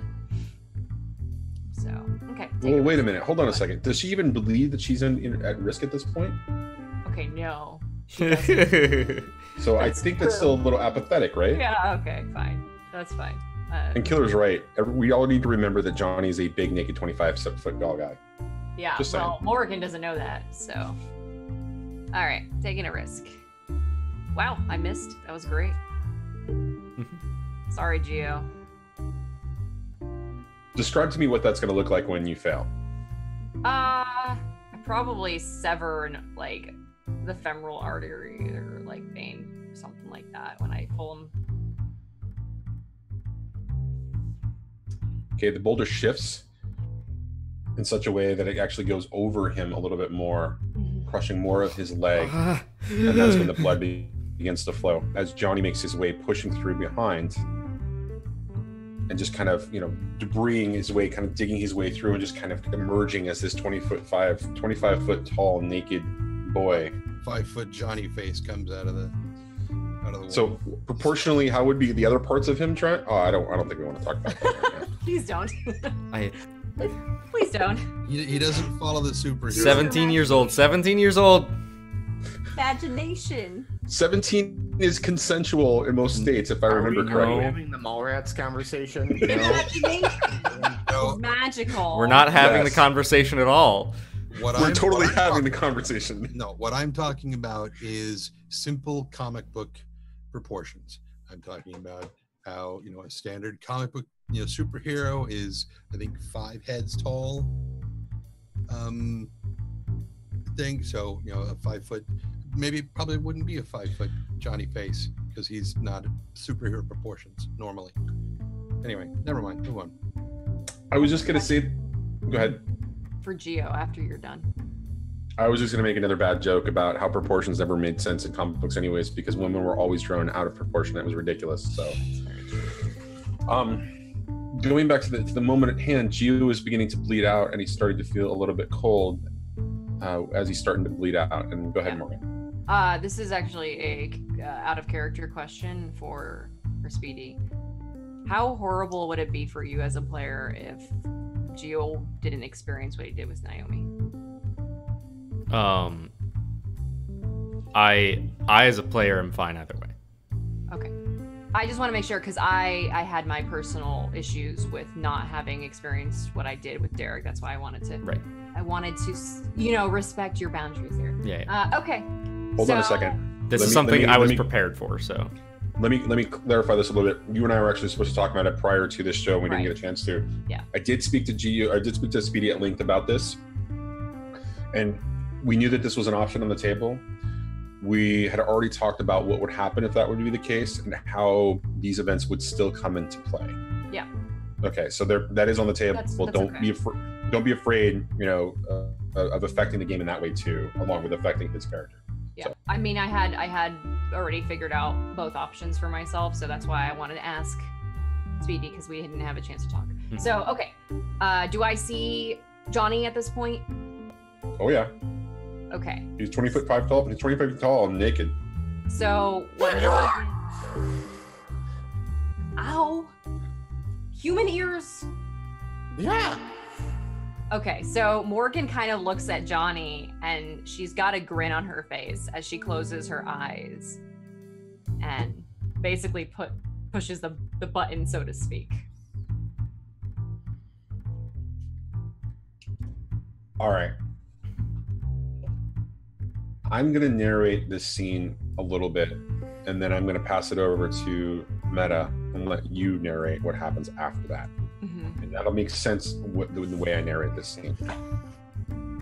So, just one real quick question. What does it look like when she pushes the big proverbial button? What does that act look like?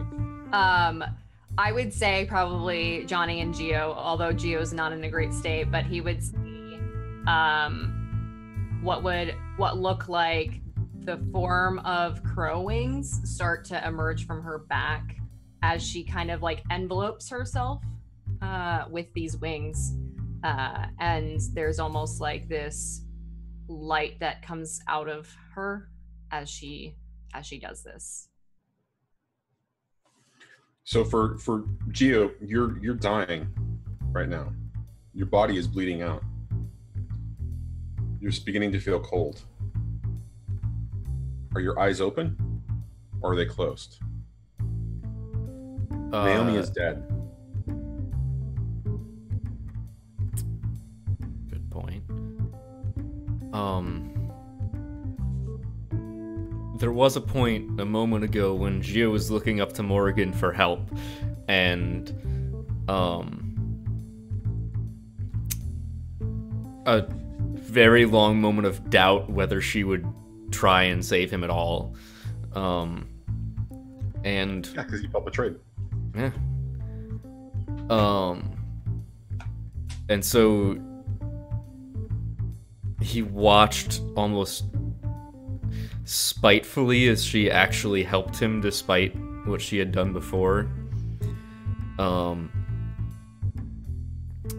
And as this boulder is like crushing his leg now even more as she seems like she's trying to help, and the pain is sort of taking it away, he's looking at Morrigan. He's watching her because she is trying to help him. And he is confused and angry and sad, and looking for any sort of answer in whatever it is that she's doing. And as the blood is rushing out of his leg and consciousness is starting to fade from both the pain and the blood loss as it's taking him over, he sees just barely a glimpse of that image. Seeing the wings just kind of come out as the glow begins to kind of shift from her. As your eyes begin to close, you catch a vision of that, and just in front of her is, or just behind her, because she's standing very close to you, just behind her is the fallen form of Naomi. Johnny, you're standing there watching, you're kind of coming out of this situation, kind of shaking off the dust, very sweaty, and just kind of assessing what's going on. You see Geo is lying on the ground, 6 foot tall Geo bleeding out, as Morrigan is just sort of standing there impassively. What does Johnny do in this situation? Johnny would look. He doesn't see Morgan do anything weird or what she described. You see her begin to do something, right? That's happening at the end of your reaction or whatever's doing here. But what you're seeing is Morgan at first being sort of, kind of standing up and almost being impassive, and her eyes are beginning to close. And you see that she's stepping away from Geo as he's beginning to really bleed out. At this moment, I think Johnny would look at Gio and be like, "Oh, Gio!" and then start reaching in. I can't hit the button fast enough because okay. and he's reaching in for Gio at this moment in time, trying to get him in his hands so he can get him out of here, so he can get him to the hospital. Okay, so as you're kind of reaching out and kind of reaching for him, the form of Morrigan begins to kind of shift and change as you watch as Gio's the blood coming from Gio's body just kind of continues to spill across the floor, and you see him lose consciousness as you're reaching for him, and you see that the crow wings just sort of begin to wrap, kind of wrap around Morrigan as her eyes are completely closed, and the glow begins.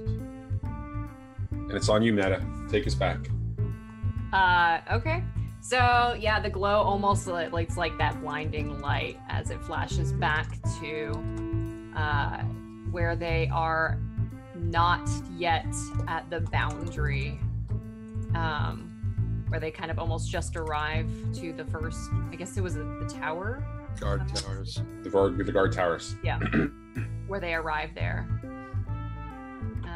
And I don't remember exactly who or what was situated where.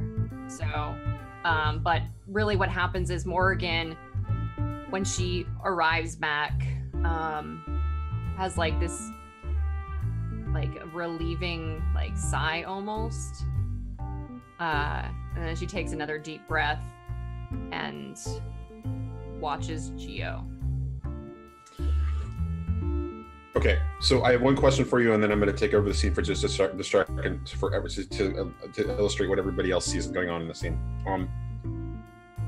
Is it an instant shift? As like you were in one place, and then finger snap, and you're back in that previous place? Is there a reversing of events at all?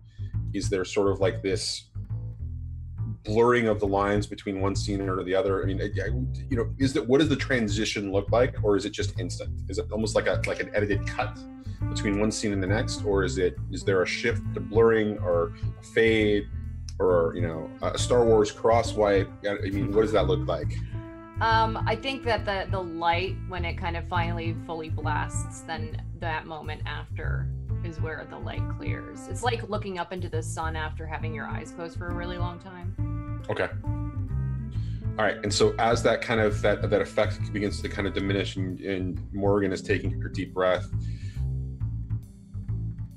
Johnny and Gio don't really see this, but for Morrigan, the wings are beginning to kind of shift back into her, and that glow is just sort of diminishing, and she's opening her eyes and just kind of assessing the situation, and Gio is beginning to move forward towards the fissure. Okay. Morrigan would kind of very rapidly move up to him, kind of grab him on the shoulder. Gio, there's nothing but pain and loss if you continue forward. Question, do I remember what happened? Nothing, okay. No, not at all. Why are you getting all creepy? That doesn't mean that it didn't happen. Right. But it just means that you don't remember what happened. Right. Yeah. I get that feeling. I can show you if you really want, but I don't think you want to see.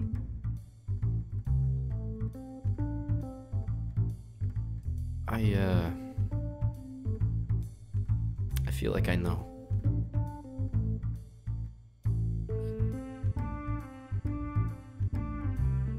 She's down there. That's not really her. Yeah.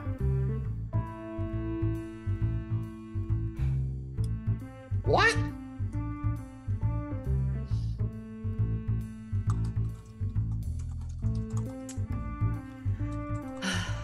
It's a long story, but just...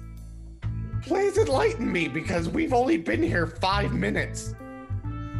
I took a glimpse into what could happen. Huh? Remember when I told you about what happened back at... Oh. Yeah. Oh. Is it that bad? Yeah. It's Doctor Strange bad. What is it? 1 million? They know me. I've come to bargain. That was 15,600,000, I think is what it was. Mhm. Well, what are we gonna do? We're going to walk away for now. For now. Okay. I don't feel like this is the end of this, but I know I shouldn't go down there. Was I a help? Yeah, actually. Very Okay. much so. Well, as long as I helped. Probably more than you know. Oh, okay. Goes without saying. Well, I know. Given that he doesn't know anything, so. Mhm. Yeah. Morrigan? Yeah. Thank you. You don't need to thank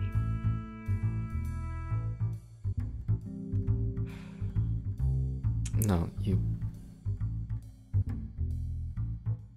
Thank you. Okay.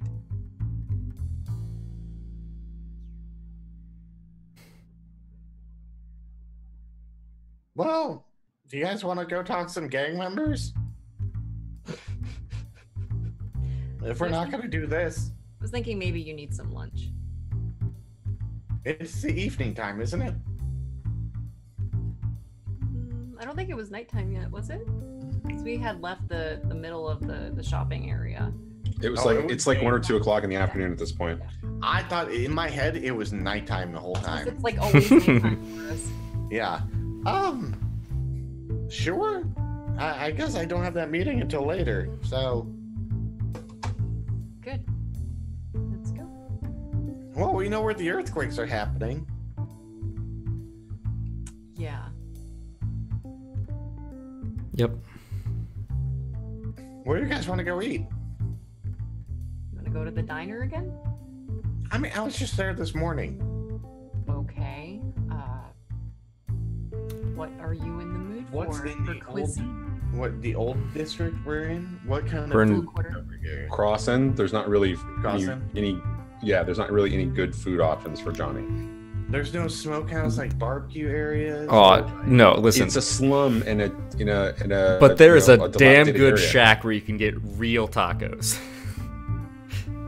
Just don't- Yes, there is.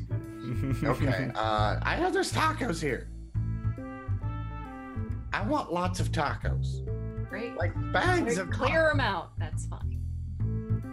Yes. Let's go. And I'm assuming the 4 of you get into, or the 3 of you get into Morrigan's car at that point. Mhm. Morrigan, you Oh, go ahead. we need to get me a new phone. Right. The not fighting ring thing. What's it got to do with the phone? I don't know. I was just mentioning it. You should maybe reconsider doing that more often. What? Getting a phone? No, the fighting. Well, doing that more often. No, not doing that more often. Why?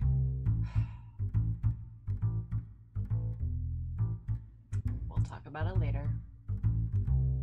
Tacos and phones. That's what's important right now. Right. Definitely the most important thing right now. Yeah.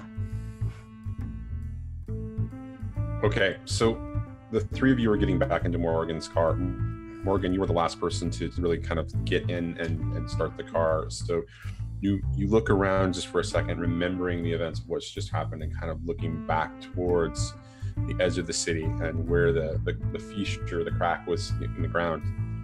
And for just a second, you see 3 figures standing or kneeling there. You see what looks to be a vague shape of Geo standing over that fissure, with you and Johnny standing at sort of odds and, kind of in contrast to that.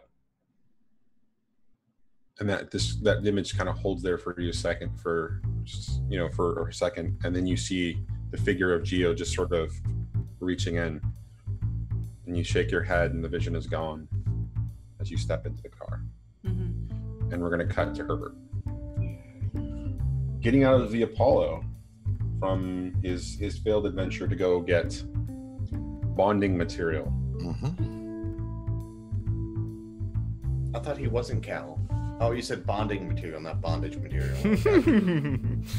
Technically, that applies to Herbert as well, but we won't get into that until later. Oh, God. Of but course what an it inquiring does. minds like to know. All right, Herbert, what's going on for you once you get out of the vehicle?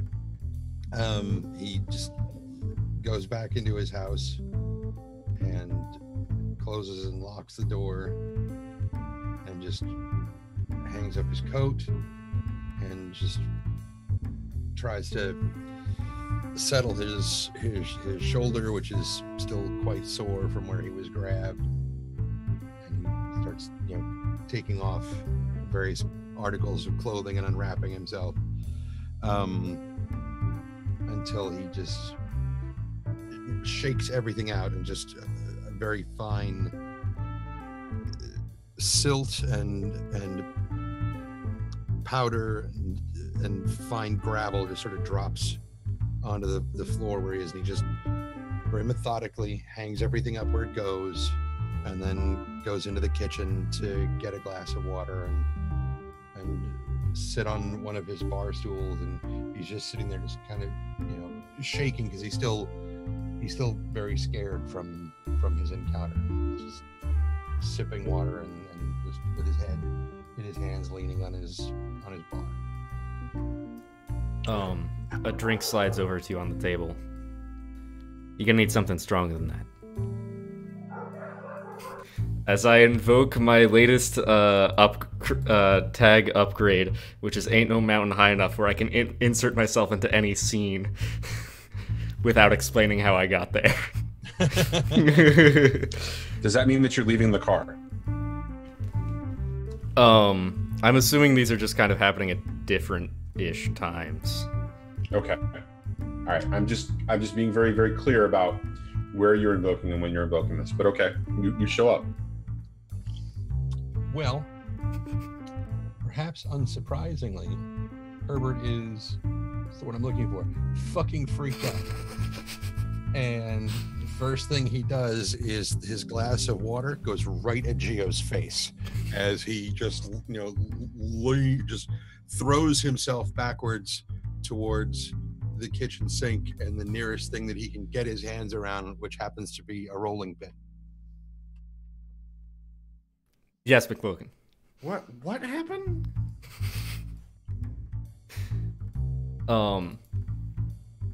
I took an improvement on one of my tags.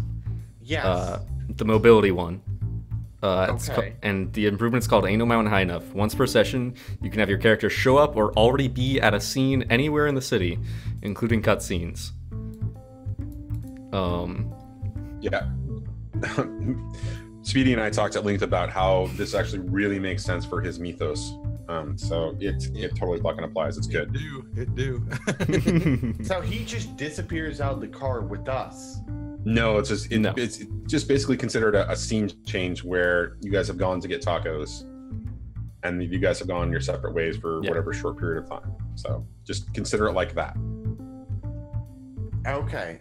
Unless you really want to to narrate going to get tacos. Is he a fucking wizard right now? He's just like, ain't no mountain high enough. And then Speedy, you're a wizard. Yes. It would be a drag queen. You're a wizard, Speedy. I just watched Priscilla, Queen of the Desert last night, so that song is still fresh in my mind. Love that movie. It is a great movie. A buddy of mine issued a challenge which I have yet to be able to beat, and that is to name a better performance by Terrence Stamp in any film. The Limey? We'll cover it later. Never mind. You don't pull shit like that out of your ass and not expect me to answer. But anyways, it's a great performance. Anyways, let's go. Anyway, so yeah, now that he's not covered up, because he's basically just wearing a t-shirt and slacks. Well, not slacks, they're more like cargo pants. But Gio can see a lot more of what Herbert actually looks like. And if you remember, I believe his name was Lurtz. It was the orc with the twisted up hand that had like just the huge piles of just oddly textured skin. The one who said, bring up the wolf's head during the attack on Minas Tirith. Fuck it, whatever. I'm sorry. In what movie is this? That would be Lord of the Rings. Okay, that's what I thought. I do know who you're talking about. Return of the King. Yeah. So he is very hard to look at.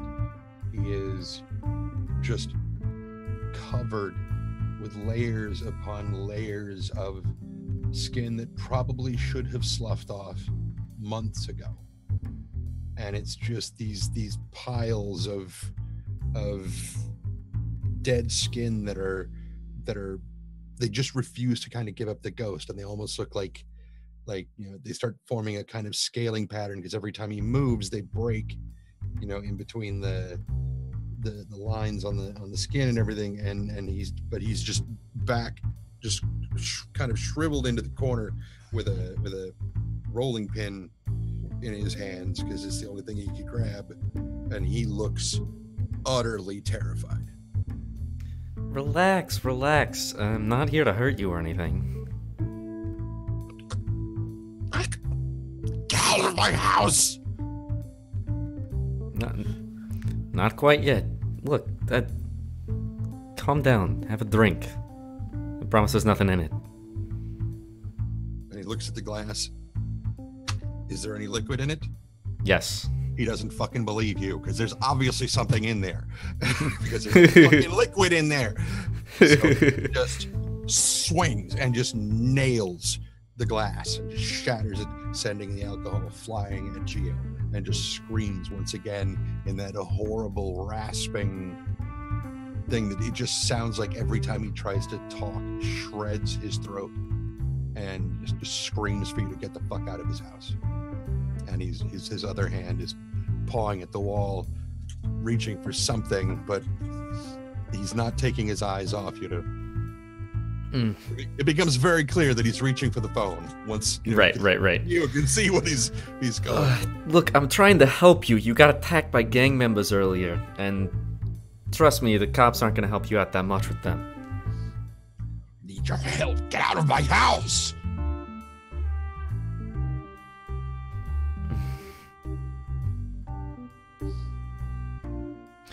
You're interesting. And he looks at you like intently, with like not like disgust or like with a little bit of fascination and like almost a little bit of admiration, which is not like a general look that you're used to getting from someone looking at you, at least when they see your regular face. At least I imagine. You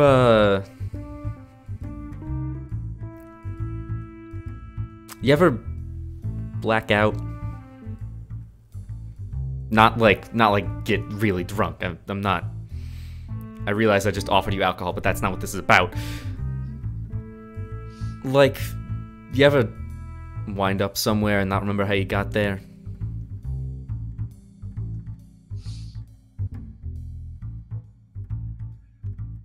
There is no moment's hesitation as he says, "No!" and his hand closes around the phone, and he pulls it off the wall, and then immediately hits 9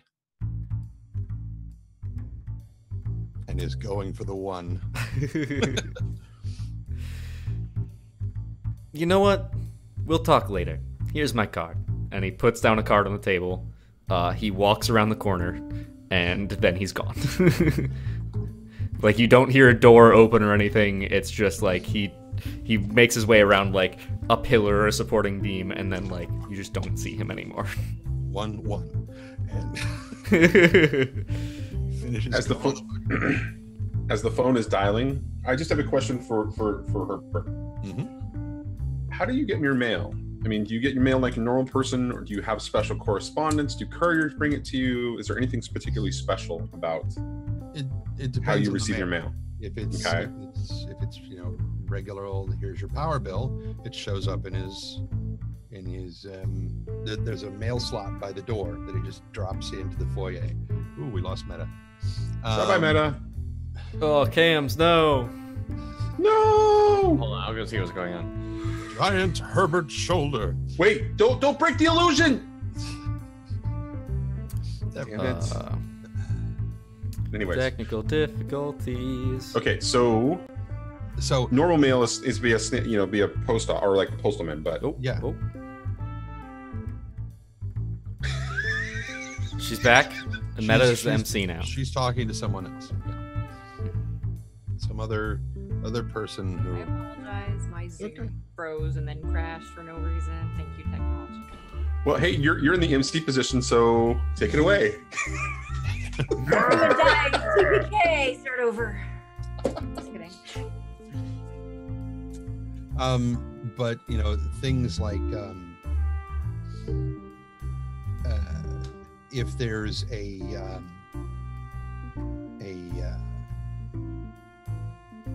is it called? An art gallery that wants to potentially commission him for a piece or something else might come by special courier, but most of his regular mail just comes like regular mail. There's an envelope as you're finishing dialing 911 and the call begins to connect. There's an envelope on your dining room table or in the kitchen somehow that you just sort of notice, and on it is a golden or a seal, and very old paper, very sort of like antiquated kind of paper, very aged or whatever, but it's sealed with a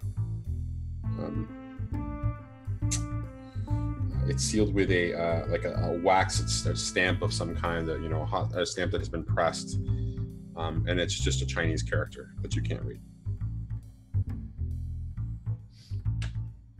He's not real worried about that right now. Okay. So the phone call goes through. What happens after that? He informs the police that there was just an intruder in his house, and he wants somebody to please come by at their earliest convenience and check the rest of his home because he has no idea how that person got in here. And while they're talking, he's like switching to speakerphone and putting more of his, bundling himself back up again, so that by the time the cops get there, he's not exposed. So that exchange goes about you would expect. They check the house, they look around, they inform you that no forced entry has been found. They check, I'm assuming that Herbert has a security system. Yeah, it's not great, but yeah.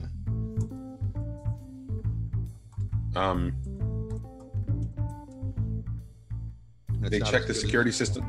Well, they check that. And it's certainly not as good as Morrigan's. Well, I imagine that she can afford it, whereas Herbert doesn't necessarily be able to. So they do the normal routine stuff, and they can't find any way. And when they ask you for a description, you give them that description. They say, "Is there anything else that you can potentially tell us about this particular individual?" He holds out the card that Gio left. Okay. They look at it. What does it say on the card, Gio? It's a card for the Queen of Hearts. Does it list your name at all? No. It's got a phone number on it, which one would assume to be the Queen of Hearts phone number, but it's actually just his cell. But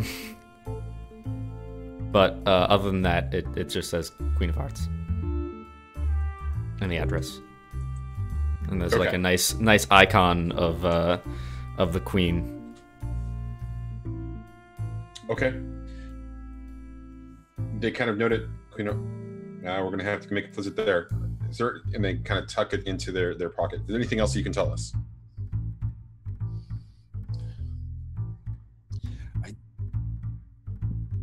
I think I saw him earlier today when I was downtown trying to pick up a solvent. I was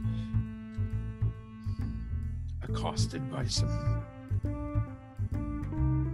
gang kids. He was one of the people, I think, who came to help me. If he helped you, sir, why are you calling us now? Because he shouldn't have been in here! And he just starts choking.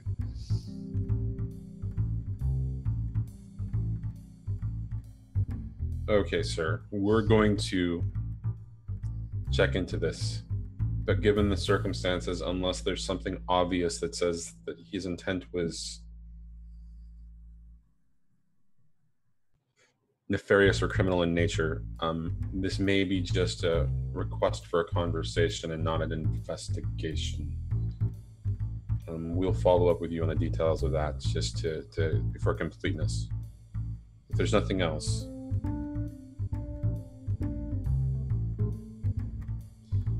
and they make their way to leave from your home, leaving you with a note.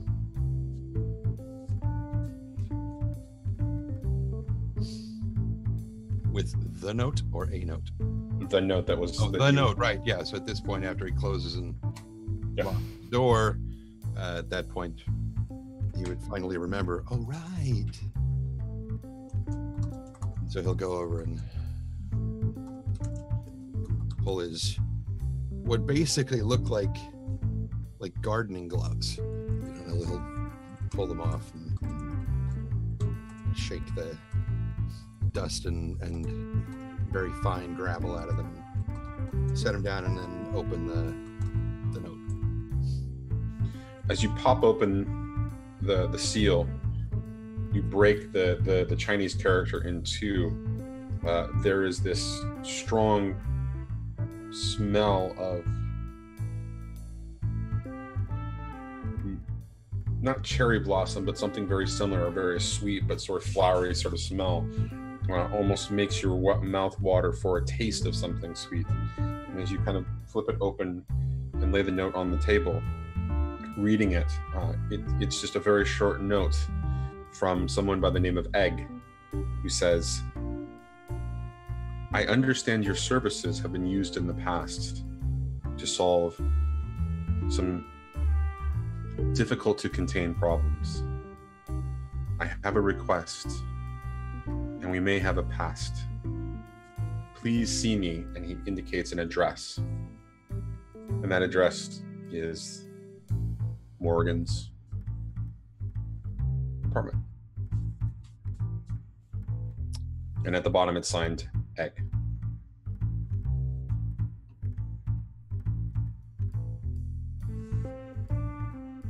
All right. Herbert closes, just stares at it for a few minutes, like, the fuck. Do you want to do an investigation of some kind on it? To what end? Would Herbert be curious about something like that enough to really kind of examine it?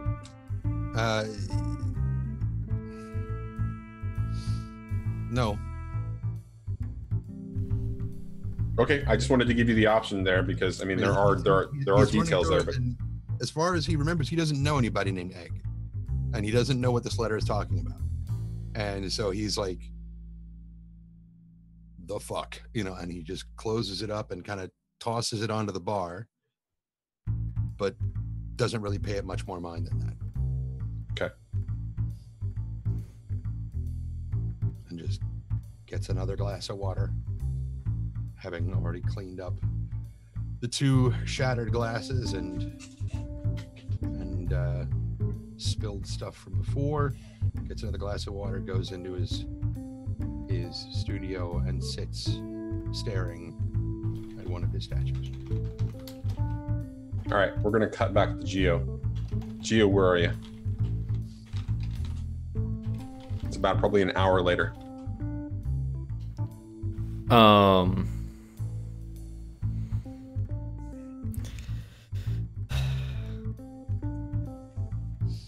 An hour after this, I've gone back to the Queen of Hearts I'm assuming this is probably after like we've done the whole tacos and get new phone thing.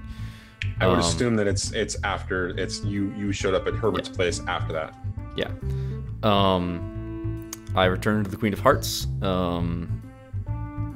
and I go to work. I've got a shift scheduled. Maybe I've got a shift scheduled for like a couple hours later, and I showed up early because I don't really have anything else to do, and I want to be there in case Herbert does decide to stop by in person. You get a call on your phone from an unknown number. Hello? Hello, is this the individual who left the card at, what's Herbert's last name? Harding. Herbert Harding's home or residence in the Old Quarter? Never heard of him. Are you sure that your number was listed on a card for the Queen of Hearts? We're actually currently on our way. My name is Officer Pruitt. Oh, well, yeah, I do work at the Queen of Hearts. That's where I am right now. Did you intentionally leave your number with somebody by the name of Herbert Harding? Again, never heard of him. Okay, sir. Please make sure that you are you're there. What's your name?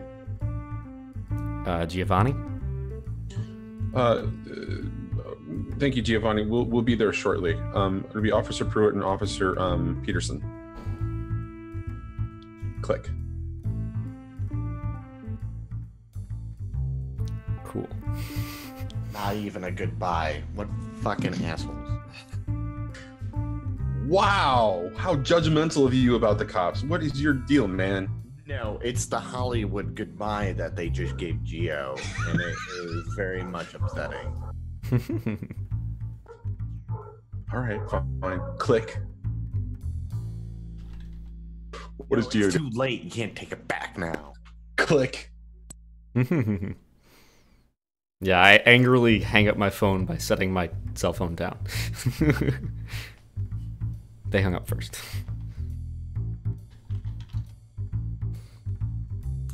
Okay.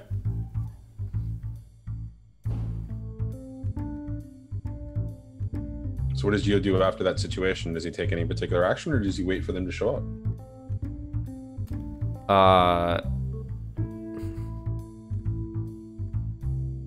He looks up Herbert Harding in the phone book. It's the address at which you had just appeared just over an hour ago. Yeah. In the Old Quarter. I call the number there. Assuming Herbert has a home phone, which I feel like he would. Which you give. He grabbed he grabbed it off the wall. Yeah.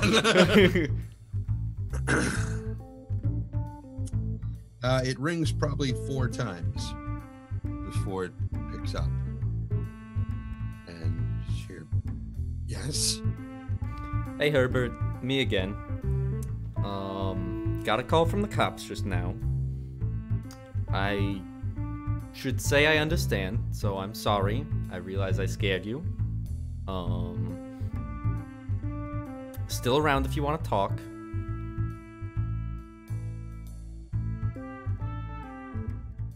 I don't know if you've given any more thought to what I said earlier. Things you might not remember. Things maybe you can do that you don't think you should be able to.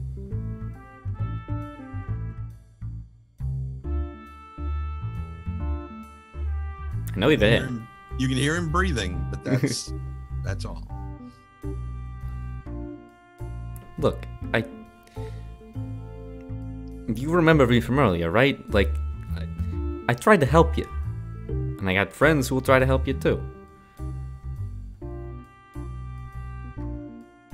The cops are probably going to be here in a few minutes, and what they're going to do is they're going to ask me some questions. I'm going to tell them that I I'd never heard of anyone named Herbert before they called, which is true. If they show me a picture, I'll say that I remember seeing you get beaten up on the street, and I remember helping you. But there is no evidence in hell that is going to tell anyone that I was actually in your house. A few broken glasses isn't exactly concrete.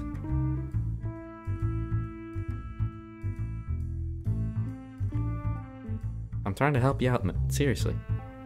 Don't need your help.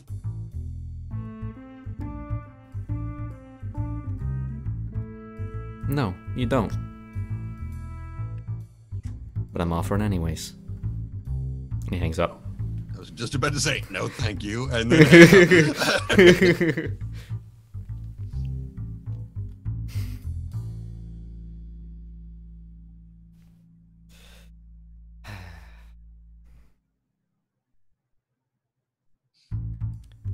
That's it. Geo goes back to work. Officer Pruitt and Peterson show up a little bit later. We're looking for Giovanni. We understand that Giovanni works here. That'll be me. Can we get your full name, sir? Giovanni DeBrosa. DeBrosa. Giovanni DeBrosa. Thank you. Appreciate you taking the time since you answered the phone. Was that the actual phone of the Queen of Hearts that answered, or was that a personal number? It's the one that we use when I'm on my shift. Got assist in the redirects. Ah, okay. Well, great. Can you tell us any reason why Herbert Harding would have your phone number on a card? Is there anybody? Do you have any enemies? Can you elaborate on the situation? Can you explain to us why potentially anybody would want to be playing a prank with you involved, or maybe the Queen of Hearts? I mean, listen, there's all sorts of unscrupulous folks who come through here sometimes. It's a casino. Criminals end up with our cards in their pockets all the time.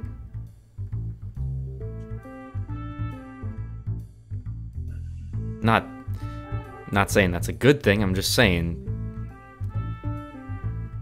gambling and the the underworld go hand in hand. Okay. That makes sense, I guess. And he kind of looks at his notes and looks up at you and he says, is there anybody else that's working here tonight? Not at the bar. I mean, there's plenty of dealers at the tables and all that.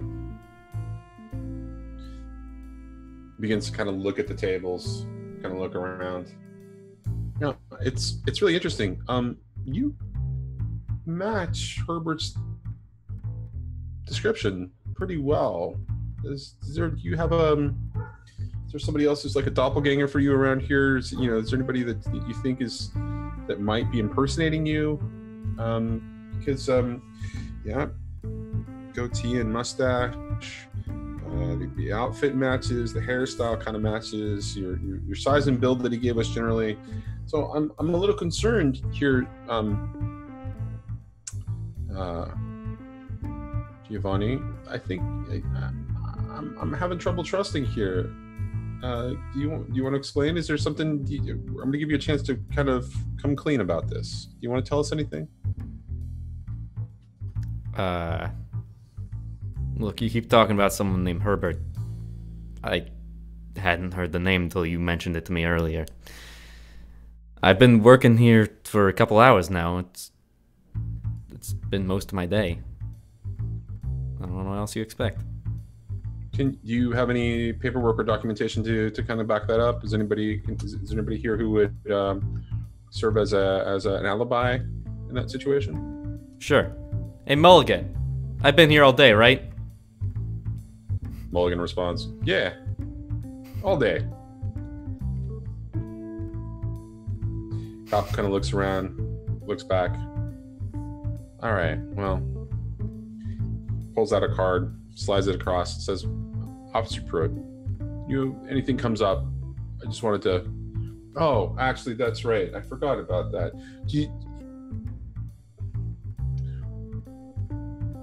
Mr. Harding made a claim that you were involved in helping protect him from some gang members, I believe in the blue collar district just across the street from an R&R diner. Do you know anything about that? Oh, was that? Yeah. Earlier this morning, I was leaving breakfast with a couple buddies, and I saw some gangbangers beating up what looked like an old man, wrapped in I don't know, rags or something. Way too warm for how cold or for temperature it is right now, but yeah. No, I helped pull him off of him. Is that what this is about? No, sir. This was a forced entry into Mr. Harding's home, where he matched the description, or he gave us a description of someone matching your build and your look, and also mentions to us that you were there helping him. So, do you want to change your story before? Were you at Mr. Harding's residence in the old quarter? Yes or no? I'm sorry, I don't believe so. You don't sound so sure, sir. You were telling us that you were not just earlier. No. All right. It's just a routine line of questioning. I'll be referring this to the investigating detective, and he can follow up with you further if you have any other questions. Again, if you have any questions or any concerns, please, my card is right there. My name is Officer Pruitt, and I will put you in contact with the investigating detective at that point.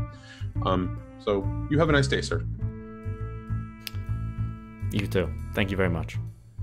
Both of them are eyeing you as they step out towards. You know what? Parts. One more thing. After that scuffle on the street, I was one card short in my pocket. Were you saying that you were involved in the altercation that happened with the gang members? I'm saying I pulled them away from him, or I helped them out. Can you think of any reason then, sir, why Mr. Harding would want to make a claim that you were breaking into his home, even though you were essentially a good Samaritan in this situation? I can't imagine. Look, I mean, guy like him probably doesn't see too many faces each day, you know? What does that mean, sir? Guy like him? Or what are you trying to imply? I mean, he looked kind of, I don't know, wrapped up. Like he doesn't let other people in much. People like that, you know, sometimes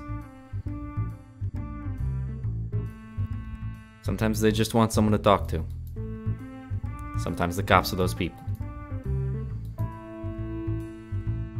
Interesting assessment, sir. Okay. Well, thank you, Giovanni. We appreciate your time. Again, if you can think of anything else, my number is on the card. Like I said, the investigating detective will be following up if he has any more questions. You have a nice day. You too. I may exit.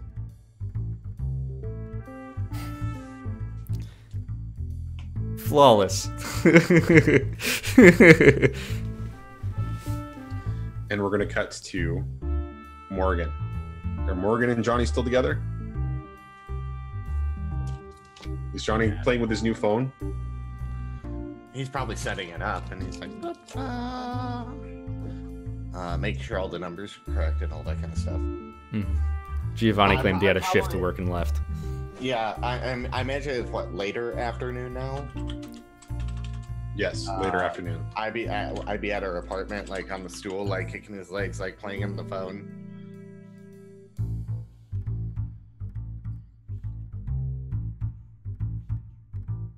What about Morrigan? If I'm with Johnny, I'm probably waiting for him to be done with his phone stuff.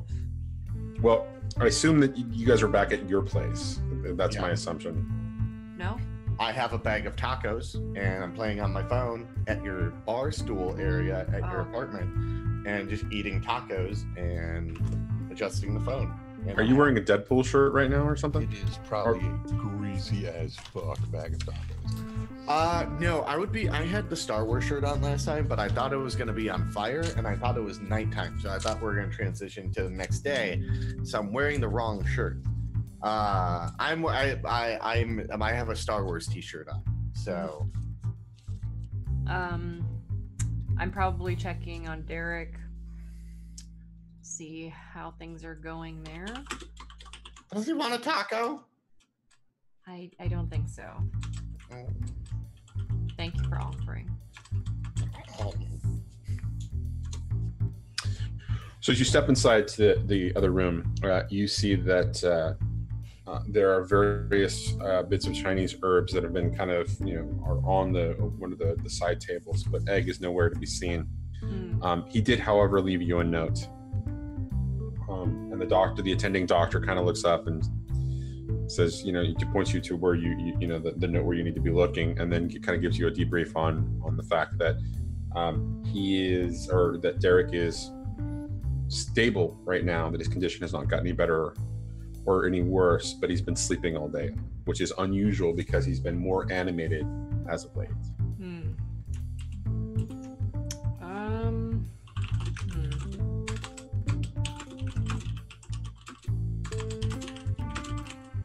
What? Like,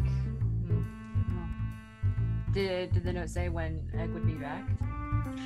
So when you open up the note, what it says is, consulting various sources, have given your address to one individual who might be able to help us stabilize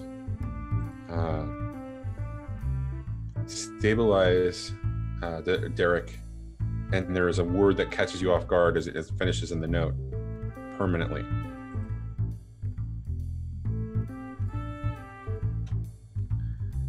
does that mean? Oh, shit.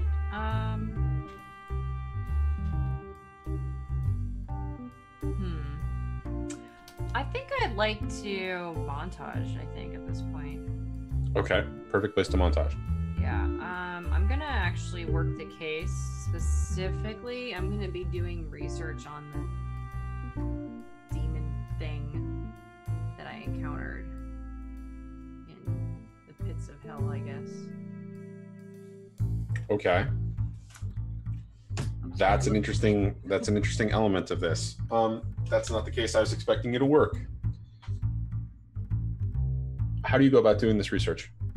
I'd probably look up like more of the common things around myths and legends of like stone demons or anything along those lines, using different keywords to kind of narrow the focus.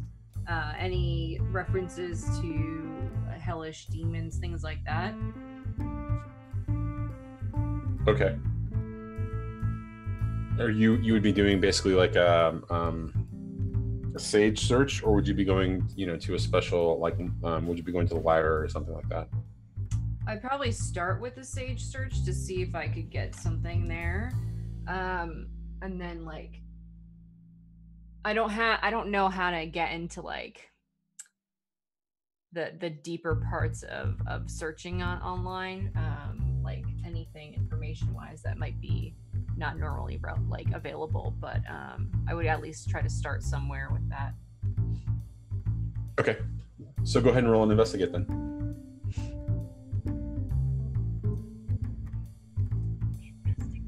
Where is my sheet? And given what she's investigating, Speedy, I think you and I will be able to answer those questions together. Mm-hmm. If I forget something, you can answer it, or if you forget something, I'll answer it. Depending upon how she asks. You good with that? Yep. Okay. Well, if you're not, then to hell with you. Not again. I can't see the bottom portion of my sheet. It's really annoying. Come on. Let's try again. I don't understand. I have to keep popping out the sheet for some reason. Okay. That's right. Cam's got messed up. Got it. 1, 2, 3. Okay. Investigate. Wow. Okay, that is a great success with 3 clues. Wow. Okay. Cool. And that's because you're investigating. It's also dynamite. So. Oh yeah, that's true. Fuck. I love that improvement so much right now. Yeah, that improvement basically just gives you everything that you need right off the bat. Yeah. Because you're starting to think about this, right? You're starting to process, and you're starting to review all of the things that happened, the events of what happened play out in your mind. And the first thing that comes up is something that Gio said that stands out for you. Gio, what did you say? You called her by name. Said, "Fuck off, Cassine." Cassine? How do I spell that? Yeah. K-I-S-I-N. Okay, that's actually... K-I-S-I... Wait. K-I... M-I-S-S-I-S-S-I-P-P-I. Yeah, S-I. Hello. It's a classical pianist. Nope, not that one. Okay. A pianist? So that vision of that scene plays off in your mind as you hear him say that, right? And you can see his face, and you can see the passion and the anger in his face, and that just kind of echoes and reverberates. And so immediately all of that information starts to kind of flood in as to you start doing the research. And when you start doing the research, the next thing that comes up is that it is a Mayan god. All right. And so that's your first question, or that's your first clue. You get 2 more. Fuck you, dynamite. I'm just gonna say that now. Shh, I'm gonna have to figure out some ways around that, because damn it, that's just too good. I don't like you anymore. Listen. This is like her thing, is profiling, so it makes sense that her investigation is her strongest thing. God damn it! Now I have to change some of the. Now I have to change and hide some of the things around the maiden butcher for you. Damn it!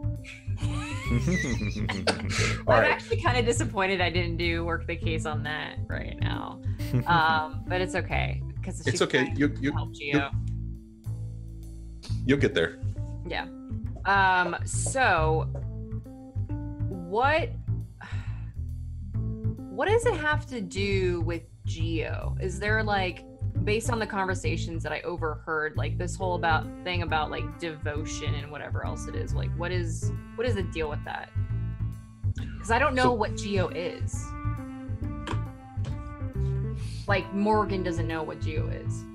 No, but the interesting thing is that when you start thinking about those elements of it, you start to see reference to the extreme blood culture ritual nature of Mayan gods, and how that level of extreme, there's the gluttony that goes with the desire for life and for the blood. The word, the phrase, the description of devotion and just outright ritual massacre, the intensity of it, right? It's clear that from all of that, what she was trying to get from Gio was for him to support her, to give her everything that she needs, to be completely devoted, to give his everything. And so, the indication, kind of sacrificing himself.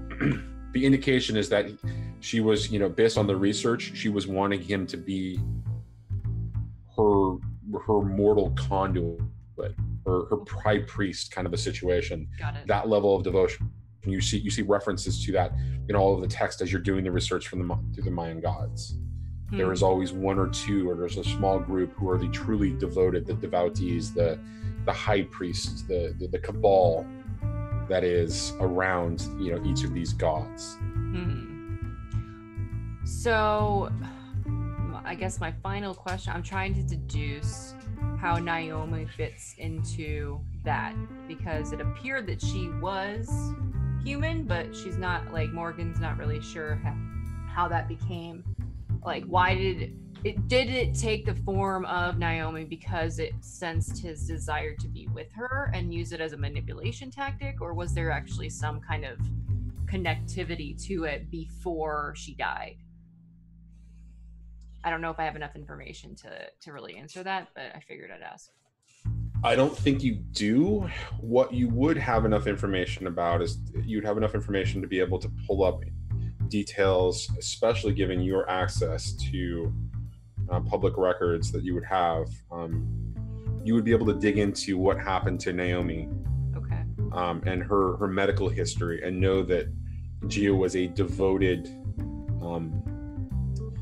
devoted partner with her, through all of her illness all the way towards the end. Like, you would be able to get into some of the medical records, and see some of the category, the logs, and you see that there was some psychological analysis that was done because she appeared to be heading towards death's door, kind of a thing, and that he was just incredibly devoted to her prior to her death.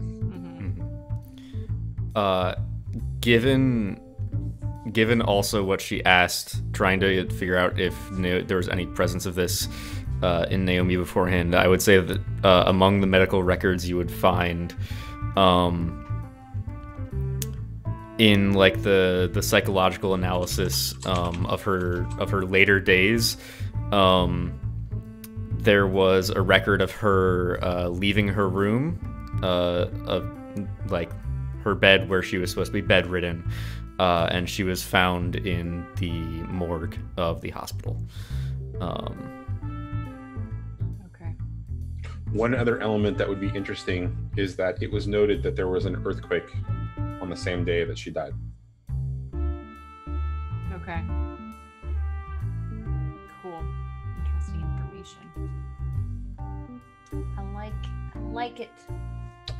So, among the details about the scene and the gods, or in the Mayan gods, is that she was fiercely independent, or he was fiercely independent. Excuse me. It's because it's considered a male god. The sex is considered male. Yeah.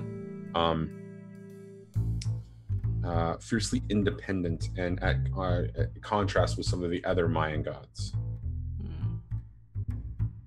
Okay. And so that'll be the last little bit that comes out of the incredibly detailed information that you get. Cool. Sounds good to me. Don't hate me, John. Don't hate me because you dynamited? Is that what you're trying to say? All right. Okay. All right. So that's what Jules, or sorry, I didn't mean to say that out loud. I apologize. You read your fucking name. I'm sorry. Just Meta. Sorry, Meta. Sacrilege! Shut up. Doxed. My name is Johnny. Shut up. Swatted. My chosen nickname. It's fine. I know. I'm sorry, Meta. I'm sorry. I'm reading. I'm tired. Okay, so going to Johnny. What is Johnny doing while Meta is on, or while Morrigan is on stage? Oh my God, I'm having trouble right now. Anyways. What is Johnny doing? Anything else besides that? He's a teenage boy who got a new phone. It's probably the best, newest thing. And he's eating tacos, and he's having a blast and looking at, because we all left that area, so he doesn't know what the fuck happened. I mean, the only thing I can think of is that he's montaging to repair himself from the damage that he doesn't remember taking, and he's just chillaxing and eating a taco to recover burnt tags. Okay, so you're gonna montage and then heal up? Yeah. Okay, so let's go ahead and do that before. Yeah, let's go ahead and do that. Literally, that's what the montage is him playing on his phone eating tacos. It's not an exciting montage. That's what's going on. That's how he's healing. Tacos. Tacos give you HP. HP makes you level up. That's not true. It's experience. That's not true at all, but yeah. Nerds. Some games, probably. Okay, so you're doing that, and you're kind of going through the mold and process of doing all of this, and you're kind of surfing on your phone. What sites are you surfing, or how are you setting it up? Are you spending time on Reddit? Are you spending time on MSN? What is Johnny's normal method of acquiring new bits of interesting information about various sources of things? Well, basically, he's probably looking up different arcade machines that are on sale or stuff like that, and seeing and then probably sending a link to his dad. He's like, "Look at this one," and then going through and seeing on the sales and all that kind of stuff, and then reading electronic news and what's the newest game coming out. And stuff like that, and just kind of going through, and then also food porn. Gross. So as you're kind of doing that, and you send a text to your dad, you get a text from your response from your dad, and he says, just had an offer to run a tournament for a major game company. Apparently, their star player is going to be in town, and that tournament will be run at our arcade. Do you think we can be ready in time, say, in a week? Sure. I don't think they're probably that much. What are logistics? He texts back, "Oh, just making sure that the machines are set up and that the machines are clean and that we've got plenty of access to, that you're on hand to be able to, to repair if something goes wrong." Yeah. What, in a week? I mean, I don't have anything going on. Wait, when's school starting? School's starting in a couple days. And it's going to start on Friday? Yeah. He would be like, well, just get me out of school that Friday, and then, yeah, we'll work on it then. He says, okay, great. That's phenomenal. So their star player is going to be in town. He's going to be stopping by really early, probably tomorrow. Do you want to stop by and meet him? Sure, I guess. Who is he? Have you heard of this guy? His name is Tommy McCracken. And that's where we're going to end it. Tommy McCracken. I love him. Oh my. And the epic Gio's battle. going to jail. Who? Gio's going to jail is right. Why is Gio going to jail? I was hoping the mist would cover some of this up.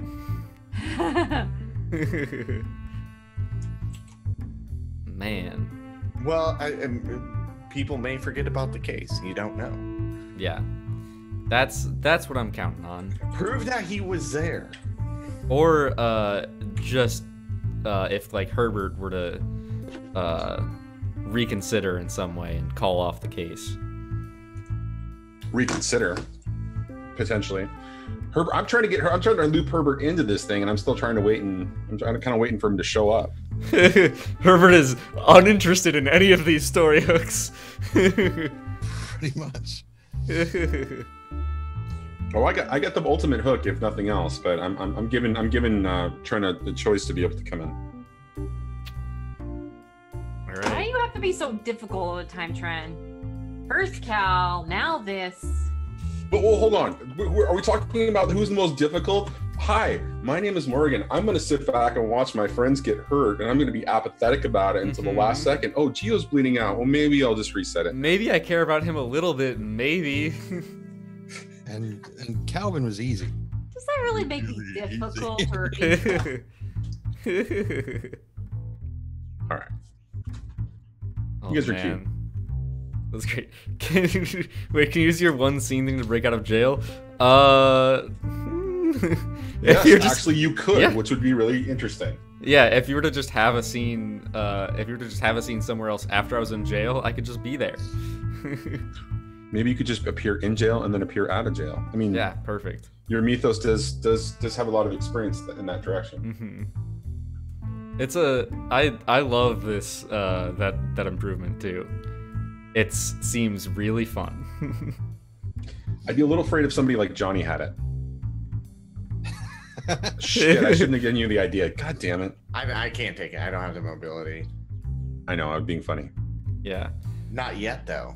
You could lose your logos and get another one, right? No. My next one that I'm gonna take is adaptation. Okay. All right. Well, You guys know why?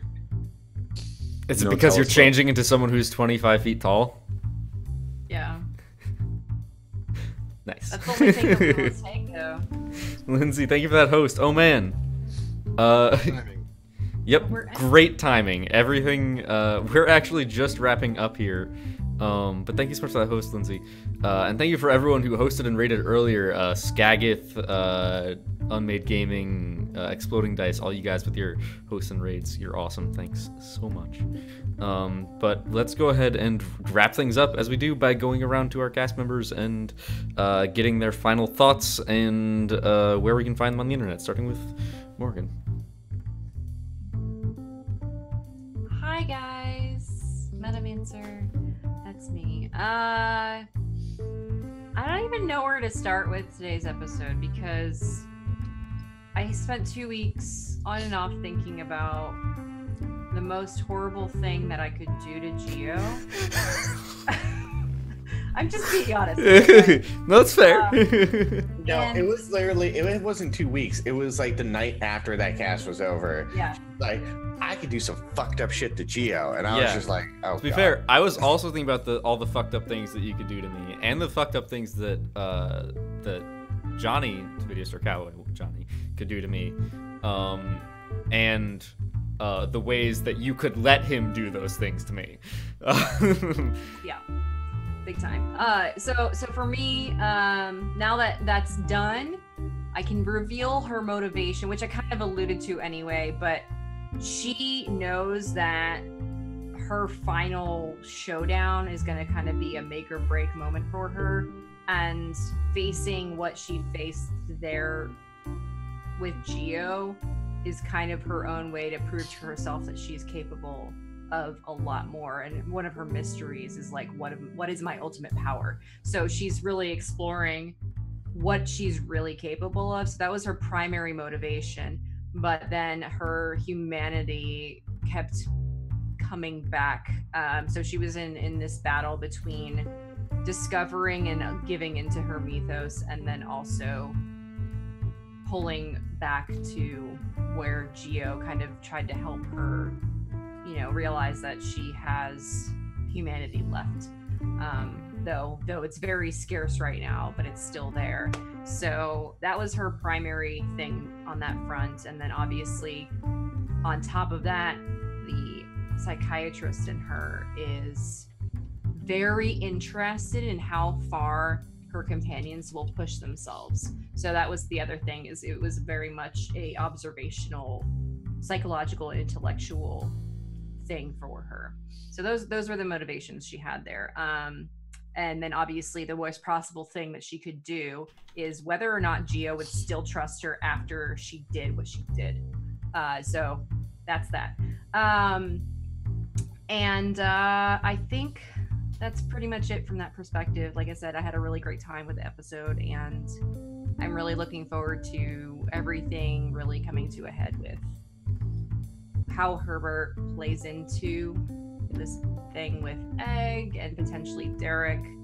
And then, yeah, just discovering more about Geo has been really cool. And then now Johnny coming into the picture with the Kraken and all this other stuff. So, yeah, you guys can find me on my channel, twitch.tv/Metamancer, and on Twitter at the Metamancer. Just follow me on there or join my Discord, because I make all my announcements on that front. I'm in tons of tabletop shows, as well as I do role play for Conan Exiles right now on the Dark Side RP server. So if you want Game of Thrones drama, join me on there. And that's pretty much it. Excellent. Yeah. The number of times when I was thinking, does Morrigan actually care about any of us?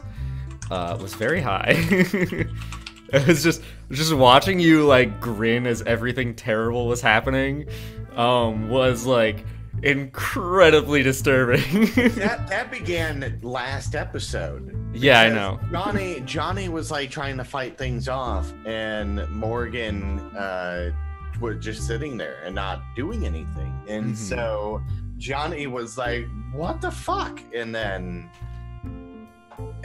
all that didn't happen. Except and even it did. me, because I forgot she did that ability, and so even me was like, "What the fuck are you doing?"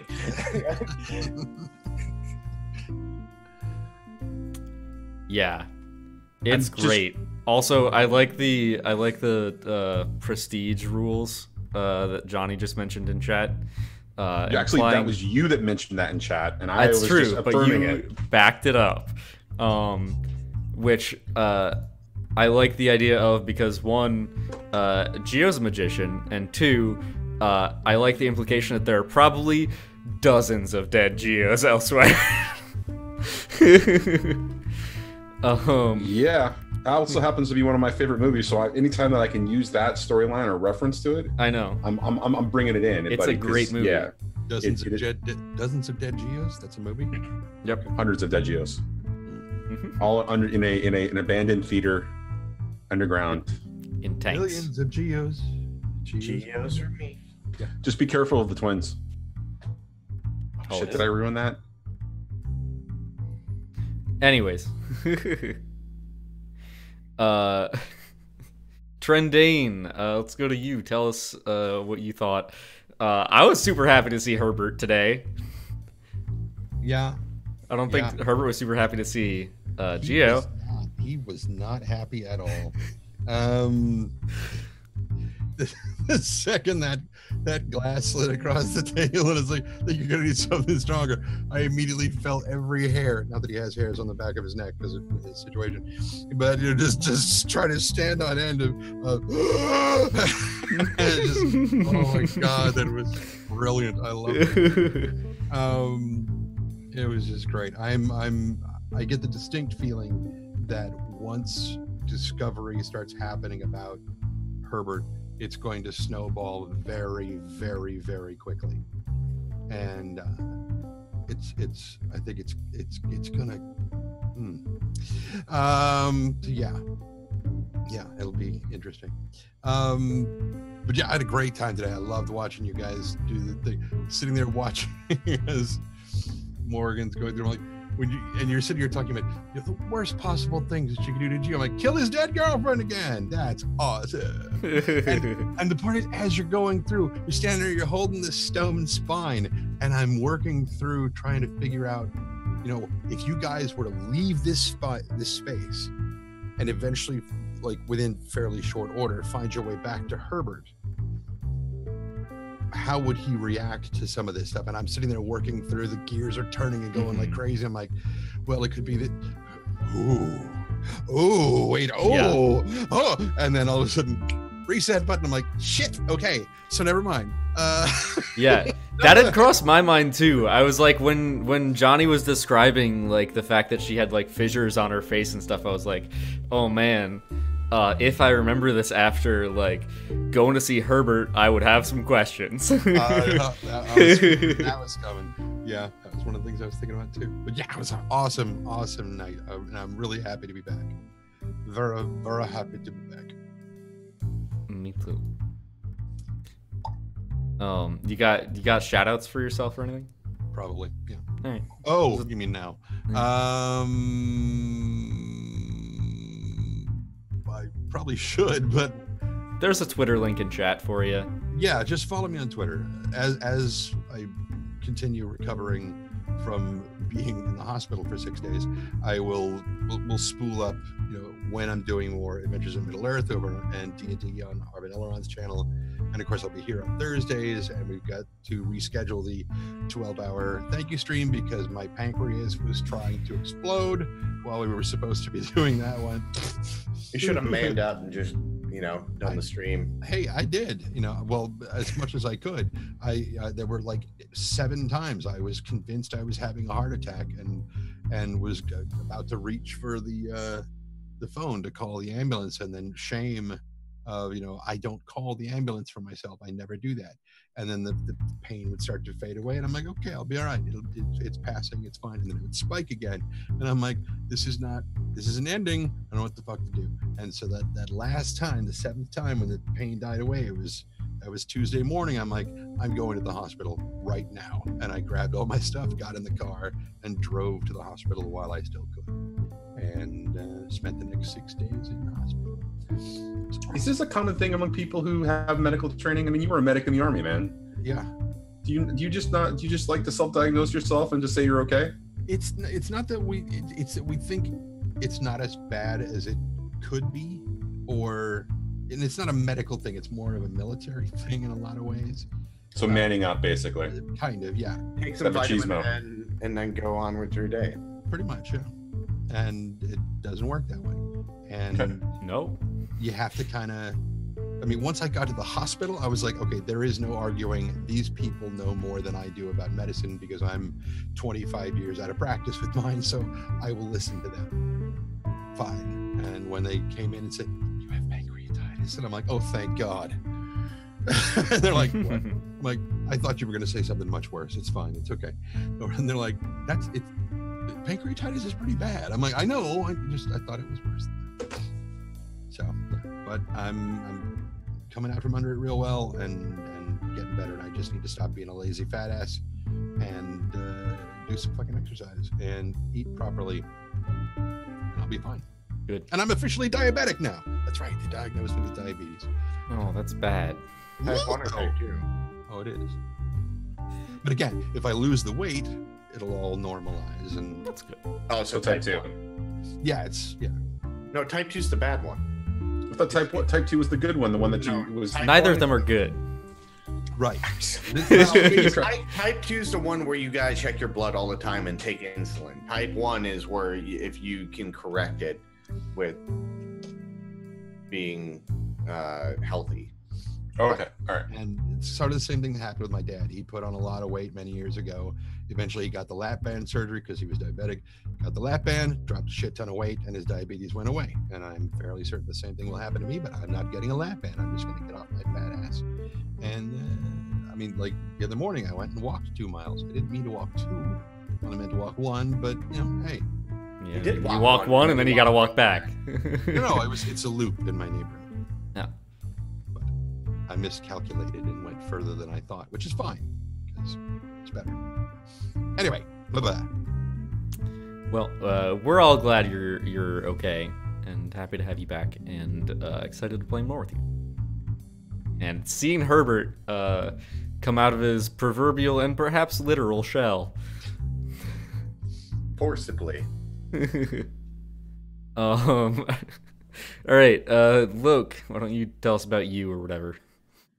Well, I was born on a rainy evening. The very spring Was it a Tuesday? Day. It was a Tuesday. It was 1 minute before 7. AM or PM? It was PM, 6 p.m. 6:59 p.m. Okay. On a Tuesday in May. And what was your mother's name? Judith. Maiden? Don't. What's your social security number? Well, let me tell you. What's your first dog's name? I'm a street you grew up on? I am a content creator. I play in many shows. I DM one show on my channel here on Twitch. I am here on Thursdays, so if you were like, where's McLoken on Thursdays? Here I am. Fridays, I'm on Metamancer channel, playing basically Judge Dredd, and I love it, in a Warhammer 40k Dark Heresy campaign. And then Sundays, I'm in Metamancer's Call of Cthulhu campaign. And I'm playing my new character because my last character got eaten out of existence. So, and then Tuesdays I'm on Encounter Roleplays channel, doing the World Tree Burns, which is a Midgard campaign that is run by one of the people who worked on that on Midgard. So that's super fantastic, and I love playing on that one. The first episode got released on the Tome Show on the podcast. So if you guys want to catch the podcast, please go ahead and do that. And go check out the Tome Show and listen in to the fantastic episode 1 on the podcast. Nice. Right. Thanks, Loke, and last but certainly not least, everything else. Johnny, what did you think of tonight? I was expecting the big button to be used a lot sooner. I'm just going to say that right now. Oh, I was fully expecting her to put it off until I was literally dead. You were pretty much dead. You were mostly dead. Yeah. You're not quite mostly dead. Not totally dead or completely dead. I thought tonight's episode was really great. I'm glad that we got to see from Johnny's ability as well, his stop holding back. Especially given where I'm hoping to take Johnny's storyline. I'm looking forward to that as well. I love the reveal of Gio's new ability.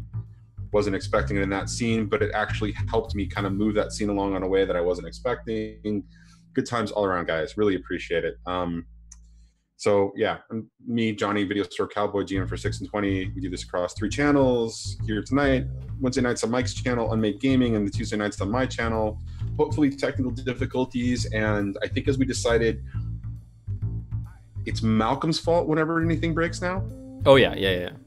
All right, so it's Malcolm's fault. I haven't. This is the first I've heard of that, but that's definitely correct. I mean, Malcolm touches everything, and then it breaks after he touches it. So, I mean, that makes sense in my head.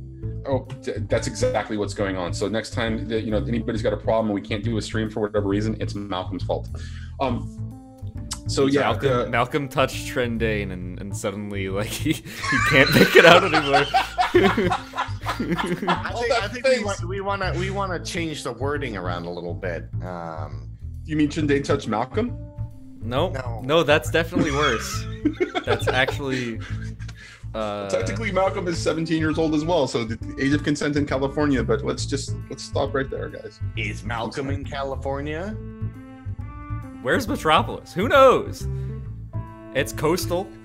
It's kind of. I always envisioned it sort of like San Andreas from, or not San Andreas, but Los Santos from GTA 5. It's just sort of there, somewhere.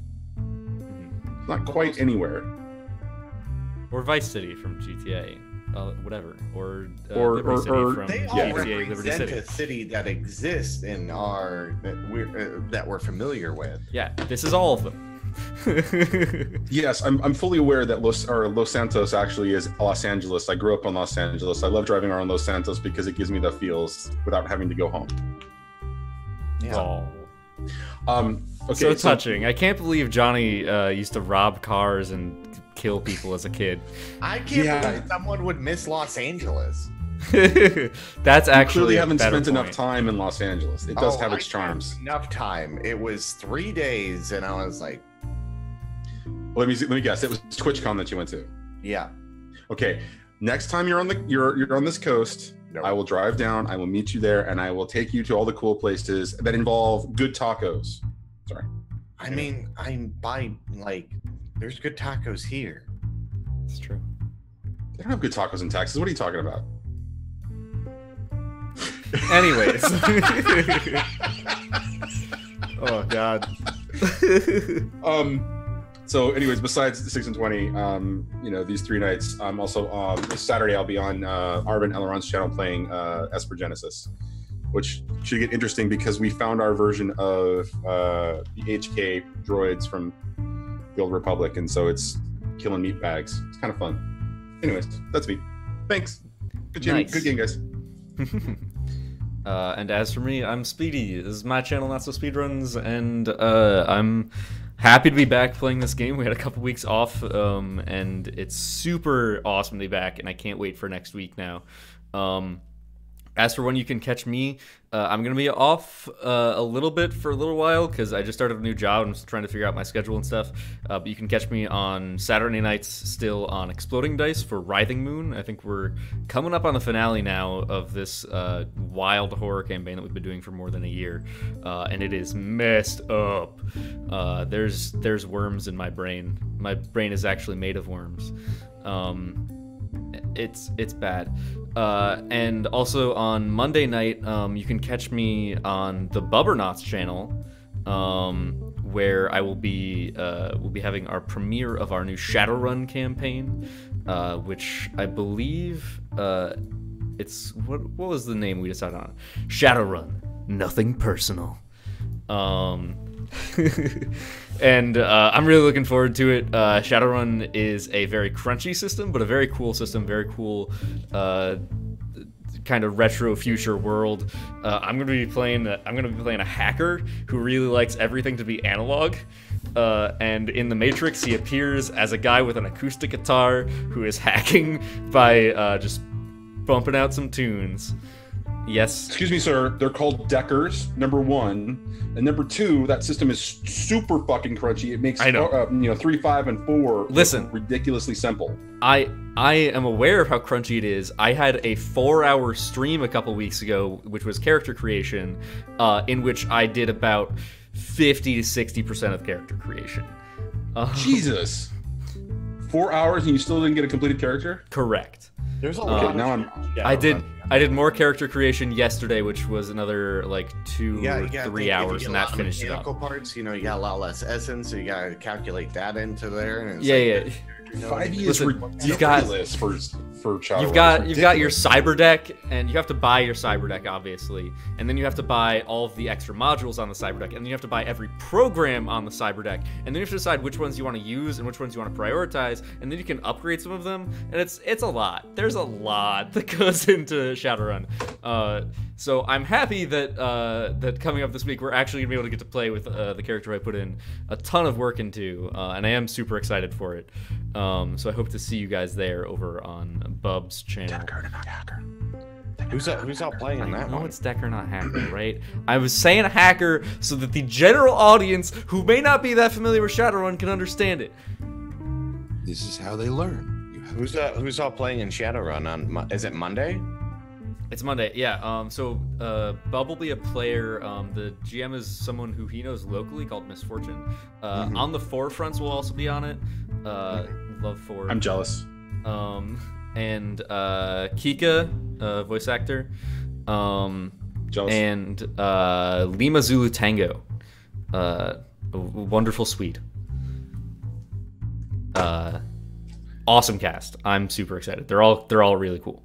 But yeah, so definitely be there on Monday night for that. Other than that, I don't have anything else to announce, so I should have probably figured out who we were going to raid like way before I got to this point. In the meantime, also make sure to follow on Twitter or join the Discord.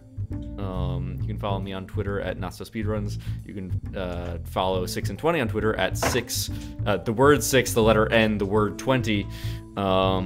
And you can join my Discord with the link if you type in !Discord in chat, if you are so inclined. And we talk sometimes about tabletop and other stuff, and I complain about how crunchy it is to try and build a character in Shadowrun. I can complain about things. Let's see. Online right now, I see.